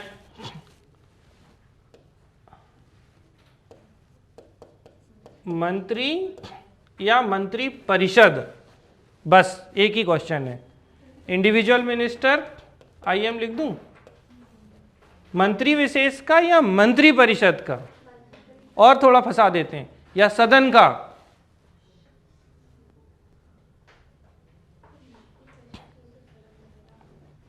अरे आप बताओ, क्वेश्चन है कि ध्यानाकर्षण प्रस्ताव जो है वो मंत्री के विरुद्ध, मंत्री परिषद के विरुद्ध, या सदन के ध्यान आकर्षित करने के लिए? किसका ध्यान आकर्षित करना है?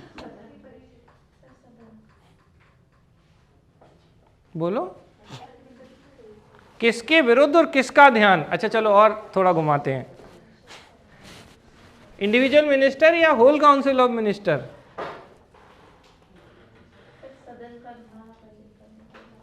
और किसके विरुद्ध? मंत्री या मंत्री परिषद? सोचो सोचो, देखो कितना अच्छा क्वेश्चन है। अच्छा आपने एक बोला था, मैंने कहा था आप बोलना, तो फिर फंसेंगे आप। स्थगन में और ध्यानाकर्षण में क्या अंतर होगा?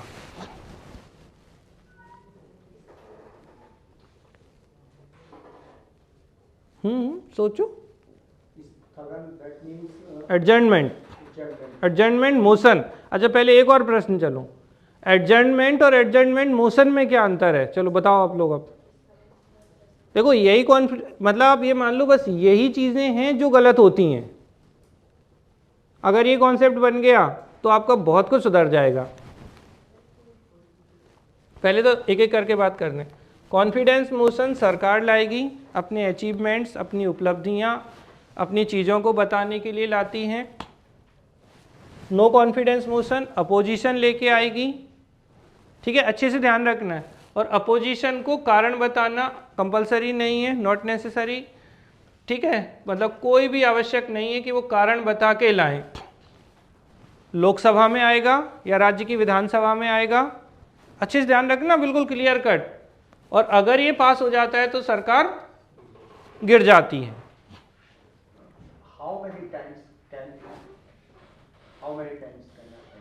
क्या कितने टाइम ला सकती है सर? कितनी भी बार लाओ, अविश्वास तो कितनी ही बार हो सकता है, मेरा मन नहीं कर रहा आप पे विश्वास करने का, ले आओ पूरे 5 इयर्स ड्यूरेशन, कितनी ही बार, कोई मतलब नहीं है उनको। दूसरी बड़ी बात पता क्या है यहाँ पे, अच्छा इसके लिए मिनिमम सदस्य क्या, चलो मैं ही पूछ लेता हूँ जो क्वेश्चन आता है, कितने सदस्य चाहिए होंगे अगर अविश्वास प्रस्ताव आपको लाना है तो उनकी सहमति आवश्यक है लाने के लिए,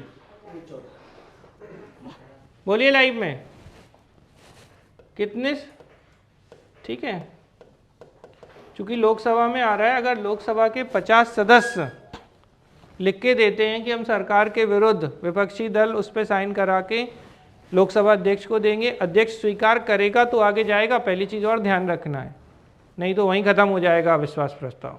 वो स्वीकार करेगा और स्वीकार करने के बाद फिर वोटिंग होगी, और वोटिंग में अगर ये प्रस्ताव पारित हो जाएगा तो सरकार गिर जाएगी, नहीं पारित होगा तो कोई नहीं, ज़्यादातर समय अविश्वास प्रस्ताव खत्म हो जाते हैं। ठीक है, समझ में आ रही है? तो 50 सदस्यों की सहमति, ये भी एक बहुत इंपॉर्टेंट पॉइंट है। और जो 1/4 आपको याद आ रहा है वो कहाँ होगा? पास होने, अविश्वास प्रस्ताव के पास होने। नहीं, हाँ जी, ये क्लियर है अविश्वास। ध्यानाकर्षण पे बात करें, निंदा पे पहले, तो निंदा प्रस्ताव, अब निंदा हमेशा कौन करेंगे नॉर्मली? अच्छा, क्या जरूरी है ये? ठीक है, देखो पॉसिबिलिटी होगी कि अपोजिशन ही करेगा निंदा, लेकिन ये हमेशा अपोजिशन निंदा करे ऐसा बिल्कुल जरूरी नहीं है। ठीक है, सामान्य रूप से निंदा कौन करेगा? Opposition party. तो निंदा इंडिविजुअल मिनिस्टर और होल काउंसिल ऑफ मिनिस्टर की हो सकती है, एक मंत्री या समस्त मंत्रियों की निंदा हो सकती है, और इसके पारित होने पे सरकार नहीं गिरेगी। और अच्छी बात यह है कि यहाँ कारण बताना है, क्योंकि किसी की भी जब आप क्रिटिसाइज कर रहे हो, किसी को निंदा कर रहे हो, तो आपको कारण तो बताना होगा ना, क्योंकि निंदा तभी होगी जब आप कारण बताएंगे। तो यहाँ कारण कंपलसरी है, कॉज कंपलसरी है। इतनी बात क्लियर है सभी को? ध्यानाकर्षण में हम बात करें तो मंत्री विशेष का ध्यान आकर्षित करने के लिए, इंडिविजुअल मिनिस्टर का, लेकिन उसके काम से सदन को भी ध्यान आकर्षित करवाना है। ठीक है, तो लोक महत्व का मामला होगा यहाँ पे। अब ध्यान रखना, अर्जेंट पब्लिक इंपॉर्टेंस मैटर या इशू, अत्यावश्यक लोक महत्व के मामले पर किसी मंत्री का ध्यान आकर्षित करने के लिए क्या लाया जाता है? ध्यान आकर्षण प्रस्ताव लाया जाता है। ठीक है, तो किसका ध्यान? मंत्री विशेष का ध्यान। अब यहां से अगर हम इसे एडजर्नमेंट से देखें, और एक है एडजर्नमेंट मोशन और एक है एडजर्नमेंट स्थगन, तो स्थगन प्रस्ताव में क्या है? स्थगन में संसद की बैठक स्थगित की जाती है और स्थगन प्रस्ताव से पूरा का पूरा सदन, किसी मंत्री के काम का स्थगन लेना पड़ता है, ये काम सही नहीं होगा। नहीं, गलत है, चलो और बोलिए, लाइव में बोलिए। स्थगन प्रस्ताव, एडजर्नमेंट,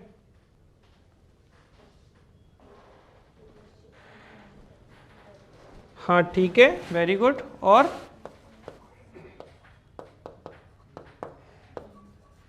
अर्जेंट मैटर को अपन ऐसे कहते हैं कि अर्जेंट पब्लिक इंपॉर्टेंस इशू या मैटर। ठीक है, देखो अब समझना है यहाँ पे एक शब्द है स्थगन। आयुष थोड़ा और बताइए, अच्छा प्रयास किया आपने, यानी कि एडजर्नमेंट, क्योंकि ये बहुत लोग गलत कर देंगे। स्थगन, देखो स्थगन का सीधा सा मतलब क्या है? एडजर्नमेंट का क्या होगा यहाँ? स्थगन, देखो दो बहुत छोटी सी चीज है, बहुत एकदम लुटिया डुबे देता है क्वेश्चन की। स्थगन और स्थगन प्रस्ताव में क्या अंतर होगा?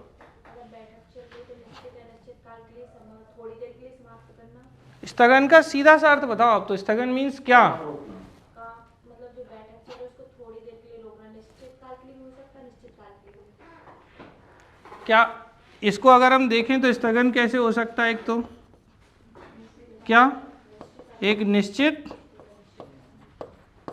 एक अनिश्चित, इनको हम अगर सामान्य इंग्लिश में बोलें तो डेफिनिट पीरियड और इनडेफिनिट पीरियड। ठीक है, तो क्या है अब यहाँ पे मतलब क्या होता है, एडजर्नमेंट का मतलब क्या? अच्छा, करता कौन है स्थगन? और अच्छा, लोकसभा का होगा, राज्यसभा का होगा, विधानसभा का होगा, विधान परिषद का होगा। अरे पहले उत्तर नहीं सुनते हो, क्वेश्चन ही नहीं सुनते हो। स्थगन होगा किसका? भैया नहीं भी समझ में आए तो टेंशन नहीं लेना है, लेकिन समझने का प्रयास पूरा करना है।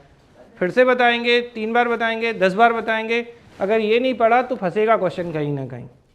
फिर से बोलूं, स्थगन जो है पहले तो किस किस का होता है? लोकसभा का, राज्यसभा का, विधानसभा का, विधान परिषद का, की बैठक का।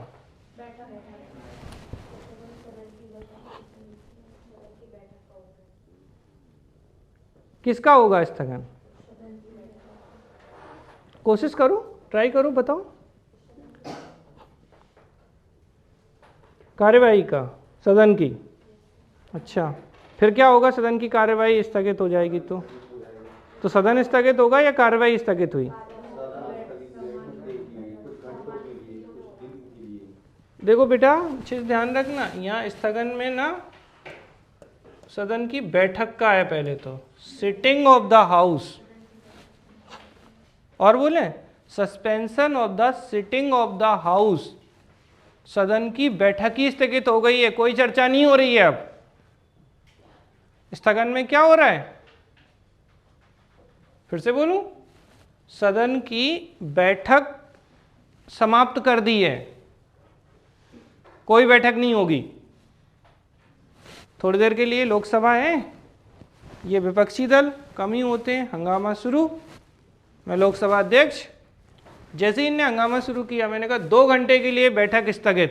देखो ऐसे समझो सामान्य भाषा में, जिससे कि आपको याद रह जाएंगी चीज़। ऐसी होता है, 2 घंटे बाद फिर आए, मुर्दाबाद, ये वो, फिर क्या बोलेंगे? दिन भर के लिए स्थगित। ये कैसा पीरियड है?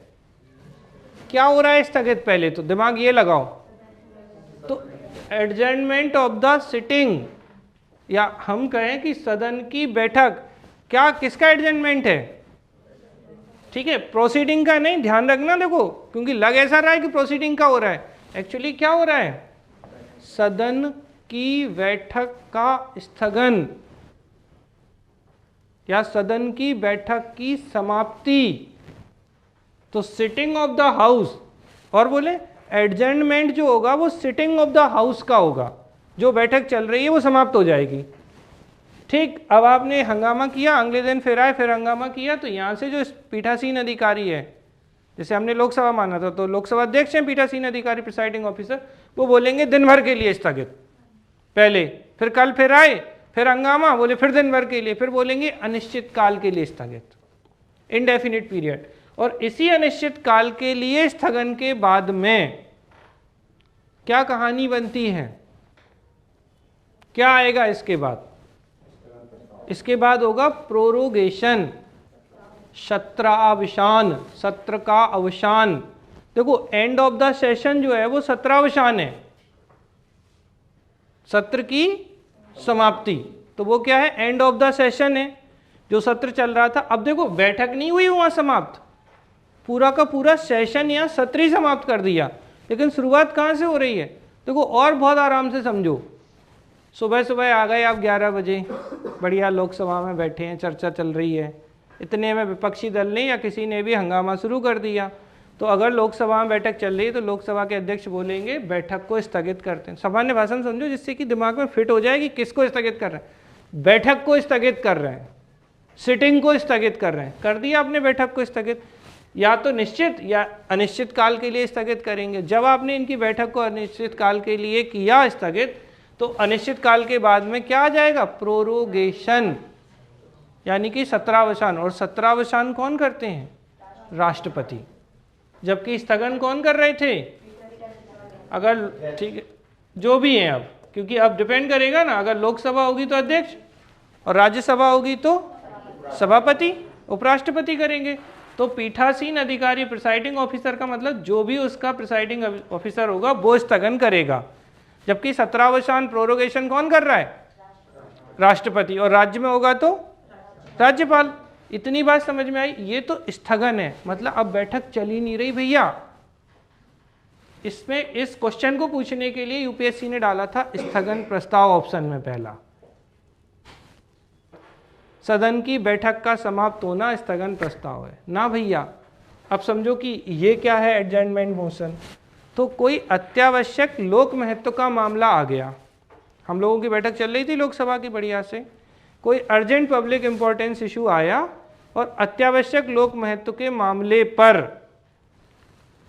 सदन का ध्यान आकर्षित करने के लिए, सही बोलें तो सदन में उस मामले पे चर्चा करने के लिए जो normal proceeding of the house है, क्या है, सदन की सामान्य कार्यवाही को रोककर अत्यावश्यक लोक महत्व के मामले पर जब चर्चा की जाती है तब लाया जाता है स्थगन प्रस्ताव। अंतर समझ में आया क्या हो रहा है? यहां पर बैठक रोक दी, यहां पे बैठक को समाप्ति कर दिया, यहां पे क्या किया, सदन की सामान्य कार्यवाही को रोककर। ठीक है, तो normal proceeding of the house जो है उसे रोका और उसको रोकने के बाद क्या किया, समझ में आई बात?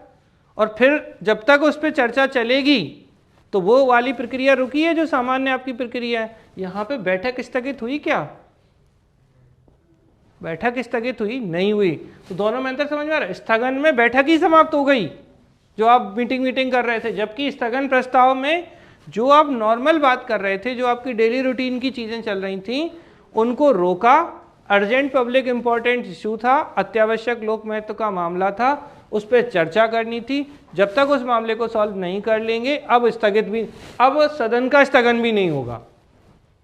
नॉर्मल प्रोसीडिंग जो होगी वो कितने टाइम ड्यूरेशन तक के लिए होगी? कैसी? Adjournment of the normal proceeding is to coming of for the adjournment. Basically क्या होता है स्थगन प्रस्ताव, अगर जैसे मान लीजिए, आप समझिएगा, थोड़ी देर हम लोग 11 बजे आए, बात चल रही है बढ़िया से, ठीक है, नॉर्मल जो बिल आ रहे हैं उन पे चर्चा चल रही है, तभी अभिषेक उठे और अभिषेक ने सदन का ध्यान आकर्षित करने के लिए बोले, अध्यक्ष साहब ये स्थगन प्रस्ताव है, और अध्यक्ष साहब ने वो स्थगन प्रस्ताव क्या कर लिया, स्वीकार कर लिया। ठीक है, ये सत्ताधारी दल के थे, कोई भी हो सकता है, उनके पास बहुमत होगा तो हो जाएगा। अब ये प्रस्ताव जैसे ही लिया अध्यक्ष ने, मतलब क्या हुआ, स्थगन प्रस्ताव पास हो गया, एक तरीके से स्वीकार हो गया ना। अब जैसे ही स्वीकार हुआ अब इस पे चर्चा शुरू हो गई। किस पे, समझना अच्छे से, जो नॉर्मल मामला चल रहा था उस पे नहीं। अब देखो आप सीधे सीधे समझो, सबसे पहले हमने चर्चा शुरू की, तब तक स्थगन प्रस्ताव आ गया, सदन के अध्यक्ष ने स्वीकार किया, और स्थगन प्रस्ताव जैसे ही स्वीकार किया आपकी जो सामान्य चर्चा थी उसको हमने वहीं रोक दिया, एट ए मूवमेंट रोक दिया। कितने ड्यूरेशन की? कोई ड्यूरेशन नहीं है भाई, तुम्हें बता रहा हूं। अब जब तक ये स्थगन प्रस्ताव क्योंकि ये किस पे आया था, समझो क्यों आ रहा है, कारण क्या है स्थगन प्रस्ताव, अर्जेंट पब्लिक इंपॉर्टेंस इशू और मैटर, अत्यावश्यक लोक महत्व का मामला है। क्या सुनना जरूरी है, तो लोक महत्व का मामला जब तक चलेगा, उसे खत्म नहीं होगा ना, तो सदन की बैठक तक नहीं स्थगित कर सकते आप। आपको क्या करना होगा, वो मामला सुलझाना होगा, तभी आप, अगर आपको मान लो जैसे भाई ठीक है शाम को 6 बज गए, बोले अब नहीं सदन चलेगा, ठीक है कोई नहीं, लेकिन खत्म करना है स्थगन प्रस्ताव का जो मामला है, तभी आप जाएंगे। समझ में आया मतलब क्या कि किस तरीके की चीजें, मतलब ऐसा नहीं कि 2 घंटे के लिए आपको हमने जो नॉर्मल कार्यवाही उसको रोका, या 4 घंटे के लिए, नहीं, उसके खत्म होने तक रोक दी। क्लियर हुआ, समझ में आ रहा है सभी को कि क्या है, स्थगन में सदन की बैठक को ही स्थगित कर देते हैं, समाप्त कर देते हैं। स्थगन प्रस्ताव में सदन की सामान्य कार्यवाही का स्थगन है। और क्वेश्चन था यूपीएससी प्रीलिम्स का कि स्थगन प्रस्ताव में सदन, पहला ऑप्शन सदन की बैठक को स्थगित करते हैं, 99% यही लगाते हैं। तो स्थगन में है सदन की बैठक का स्थगन, स्थगन प्रस्ताव में नहीं, एडजर्नमेंट मोशन में। एडजर्नमेंट मोशन में सदन की सामान्य कार्यवाही को रोककर अत्यावश्यक लोक महत्व के मामले पे चर्चा करते हैं। क्लियर हो गया, समझ में आई? अविश्वास, विश्वास, स्थगन, स्थगन प्रस्ताव, ध्यानाकर्षण प्रस्ताव, निंदा प्रस्ताव, इतने क्लियर हैं। एक और बच्चा है बेचारे, इसको भी ले लेते हैं।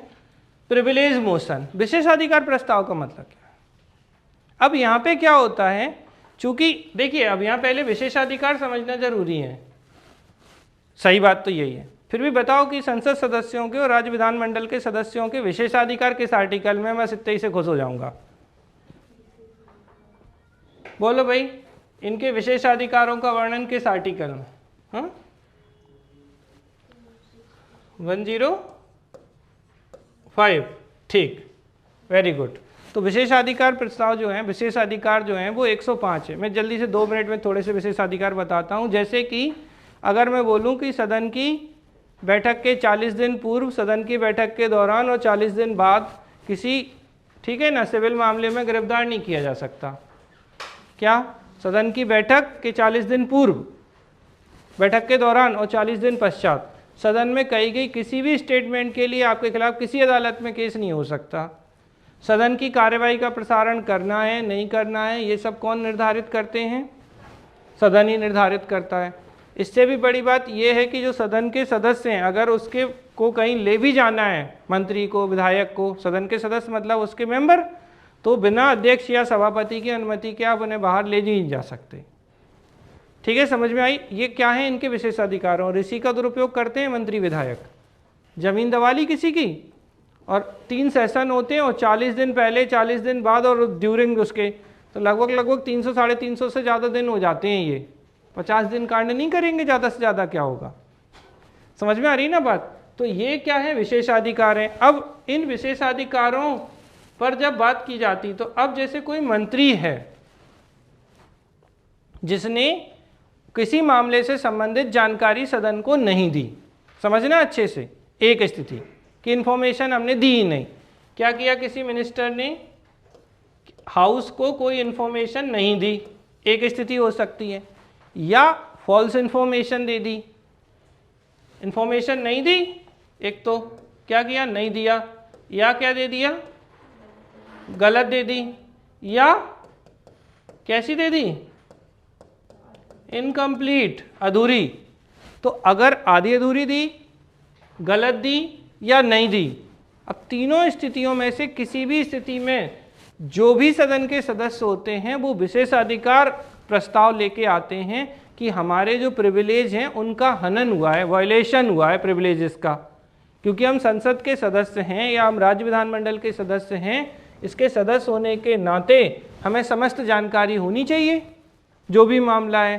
तो अब आपने देखा होगा जब भी विधानसभा या संसद के सत्र चलते हैं तो पूरा प्रशासनिक अमला सिर्फ उसी में लगा होता है, नहीं विधानसभा में जानकारी भेजना है, अभी रुक जाओ, आप बाकी काम हम बाद में करेंगे पहले, क्योंकि वहाँ बहुत बड़ी मुद्दा है। अगर आपने गलत जानकारी दे दी तो वो उठा लेते हैं और फिर सब नेता है।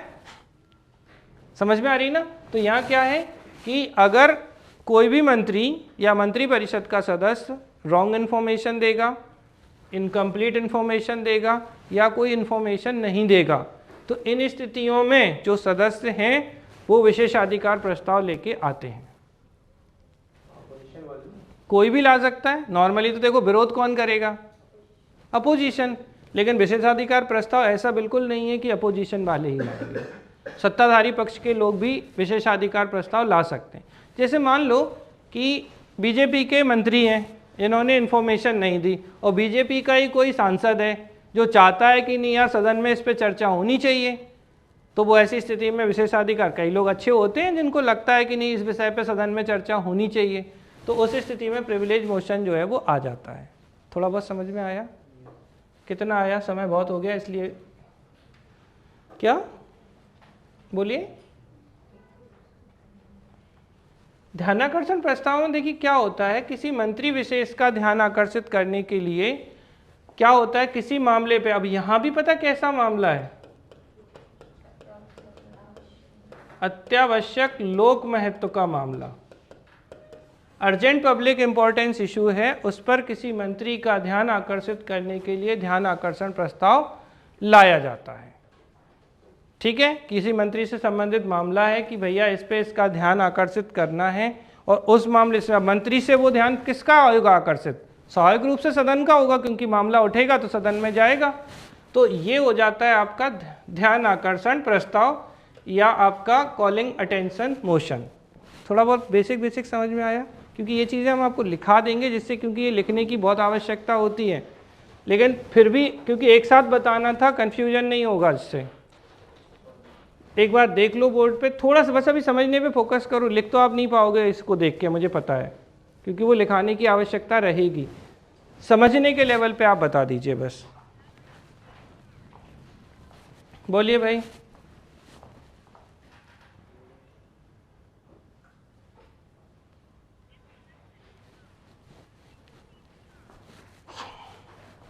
हमें वो जल्दी बोलिए फटाफट। हाँ जी, पूछना है कुछ? एक क्वेश्चन सर। हाँ, प्रोसीडिंग ऑफिसर के एब्सेंस में कौन प्रोसीडिंग ऑफिसर का काम कर सकता है? अध्यक्ष की अनुपस्थिति में उपाध्यक्ष, सिंपल। हर जगह अलग अलग। अब जैसे सभापति है, सभापति नहीं होगा तो उपसभापति बनाए। देखो आप हमेशा ध्यान रखना कि उपाध्यक्ष, अध्यक्ष यानी स्पीकर। क्वेश्चन मतलब सेम क्वेश्चन वन वर्ड में नहीं आते, क्वेश्चन ऐसे घुमा के आते हैं। जैसे कैसे बोलिए? पंचायत सरपंच की अनुपस्थिति में ग्राम पंचायत का अध्यक्ष कौन होगा? हाँ, तो आप ऑप्शन में था 4 की पंचायत मतलब उप सरपंच होगा या फिर पंचों। देखिए क्वेश्चन बदल गया, ये आप जो पूछ रहे थे वो अलग क्वेश्चन था, ये अलग क्वेश्चन, फिर भी पूछ लीजिए, आप पूछिए। ऐसे क्वेश्चन जो होते हैं उसमें बहुत ज़्यादा कॉन्ट्राडिक्टरी हो जाता है। देखिए हमेशा एक चीज़ याद रखिएगा, हर जगह एक मामला नहीं होगा, ठीक है? जैसे आपको एक कंडीशन देनी होगी, उस कंडीशन में फिर कौन सा व्यक्ति फिट बैठेगा ये ध्यान रखना है। कभी भी आप कॉमन सेंस की बात नहीं कर सकते ऐसे कि कॉमन सेंस में यही होगा। कॉमन सेंस कहाँ तक काम करेगा आपको? लाइव में एक बार कोई रिप्लाई कर दो, वॉइस सुनाई तो दे रही है ना आपको? लाइव क्लास, हाँ बस आ रहा है ना थोड़ा बहुत, ठीक। कॉमन सेंस कहने का मतलब है हमेशा स्पेसिफिकेशन पे रहिए, जो प्रश्न है वो उत्तर हम देखें ज़्यादा बेहतर है। हाँ, कॉमन सेंस हम कहाँ बोलते हैं? बोले नहीं पता, मान लो नहीं समझ में आ रहा है, तो ज़्यादातर मामलों में क्या होता है कि जो भी अध्यक्ष है, अगर उस जगह उपाध्यक्ष बनाया गया है तो उसका उद्देश्य ही यही होता है कि अध्यक्ष नहीं होगा तो उपाध्यक्ष। जैसे मैं आपको एग्जाम्पल बताता हूँ इसका, कि अगर मान लो 108 में एक बैठक होती है, ज्वाइंट सिटिंग, संयुक्त बैठक, तो अगर संयुक्त बैठक बुला ली है लोकसभा अध्यक्ष ने, लोकसभा अध्यक्ष बुलाता है क्या? राष्ट्रपति बुलाता है। प्रेसिडेंट ने ज्वाइंट सिटिंग बुलाई, अध्यक्षता करते हैं लोकसभा के स्पीकर। अब और राज्य में नहीं होती ज्वाइंट सिटिंग, केवल कहाँ होती है? केंद्र में, संसद में। नहीं तो पता चले राज्य की संयुक्त बैठक राज्यपाल बुलाते हैं और विधानसभा अध्यक्ष इसकी अध्यक्षता करते हैं। ऐसे कांड मत कर देना, लिख देते हैं कई बार क्वेश्चन में घुमाने के लिए। राज्य में ज्वाइंट सिटिंग या संयुक्त बैठक का कोई प्रावधान नहीं है, पहली बात। तो पहली बात समझ में आई। तो कहाँ है? केंद्र में। अब केंद्र में संयुक्त बैठक किसने बुलाई? राष्ट्रपति ने। अब इसकी अध्यक्षता करते हैं लोकसभा अध्यक्ष। अब एक कंडीशन है कि लोकसभा अध्यक्ष नहीं है तो लोकसभा उपाध्यक्ष, वो भी नहीं है तो लोकसभा का कोई अन्य वरिष्ठ सदस्य। तो हमें अलग अलग कंडीशंस में अलग अलग मामलों को पढ़ना पड़ेगा जिससे कि चीज़ें गड़बड़ ना हो। ठीक है, समझ में आ रही है ना बात की नहीं आ रही है? ये हमेशा होगा। ज़्यादातर मामलों में क्या होता है कि जो जिसके साथ केस होगा उसके अकॉर्डिंग, जैसे मान लो सुप्रीम कोर्ट के चीफ जस्टिस नहीं है और शपथ दिलानी है। अब सुप्रीम कोर्ट के चीफ जस्टिस किन्हें शपथ दिलाते हैं वैसे? राष्ट्रपति को। तो अब राष्ट्रपति को सुप्रीम कोर्ट के चीफ जस्टिस अगर शपथ दिलाना है जो कि नहीं है मान लो, तो कौन दिलाएगा? सीनियर मोस्ट जज ऑफ द सुप्रीम कोर्ट। अगर उनकी अनुपस्थिति है तो कोई सीनियर मोस्ट जज होगा सुप्रीम कोर्ट का, वो दिला देगा। अब वो रिकमेंड तो वही करेंगे कि भैया हम नहीं आ पाएंगे, आप एक काम करो, ये आपको शपथ दिला देंगे। तो ये का मतलब हर कोई नहीं, ये का मतलब ये नहीं कि मोस्ट जूनियर या जूनियर मोस्ट हो जाएगा। वो कौन होगा? सीनियर मोस्ट होगा। तो वो एक अलग कंडीशन है। ठीक, तो कृपया करके इस चीज़ को ध्यान रखिएगा कि हम मामले के अकॉर्डिंग उत्तर पे जाएं। हर जगह ऐसा जरूरी नहीं है कि अध्यक्ष की अनुपस्थिति में उपाध्यक्ष ही होगा। कंडीशन हम चूंकि पढ़ लेंगे उन चीज़ों को, लेकिन हाँ जैसे नहीं आ रहा हमें तो उपाध्यक्ष बनते ही इसलिए हैं कई बार, और वो 80% मामलों में फिट भी बैठ जाते हैं कि अध्यक्ष नहीं होंगे तो उपाध्यक्ष काम करेंगे, वो भी नहीं होंगे तो कोई वरिष्ठ काम करेगा। भूख लगाई लोगों को। चलो भाई धन्यवाद। देखो उसका मुंह कैसा बन रहा है भूख के मारे।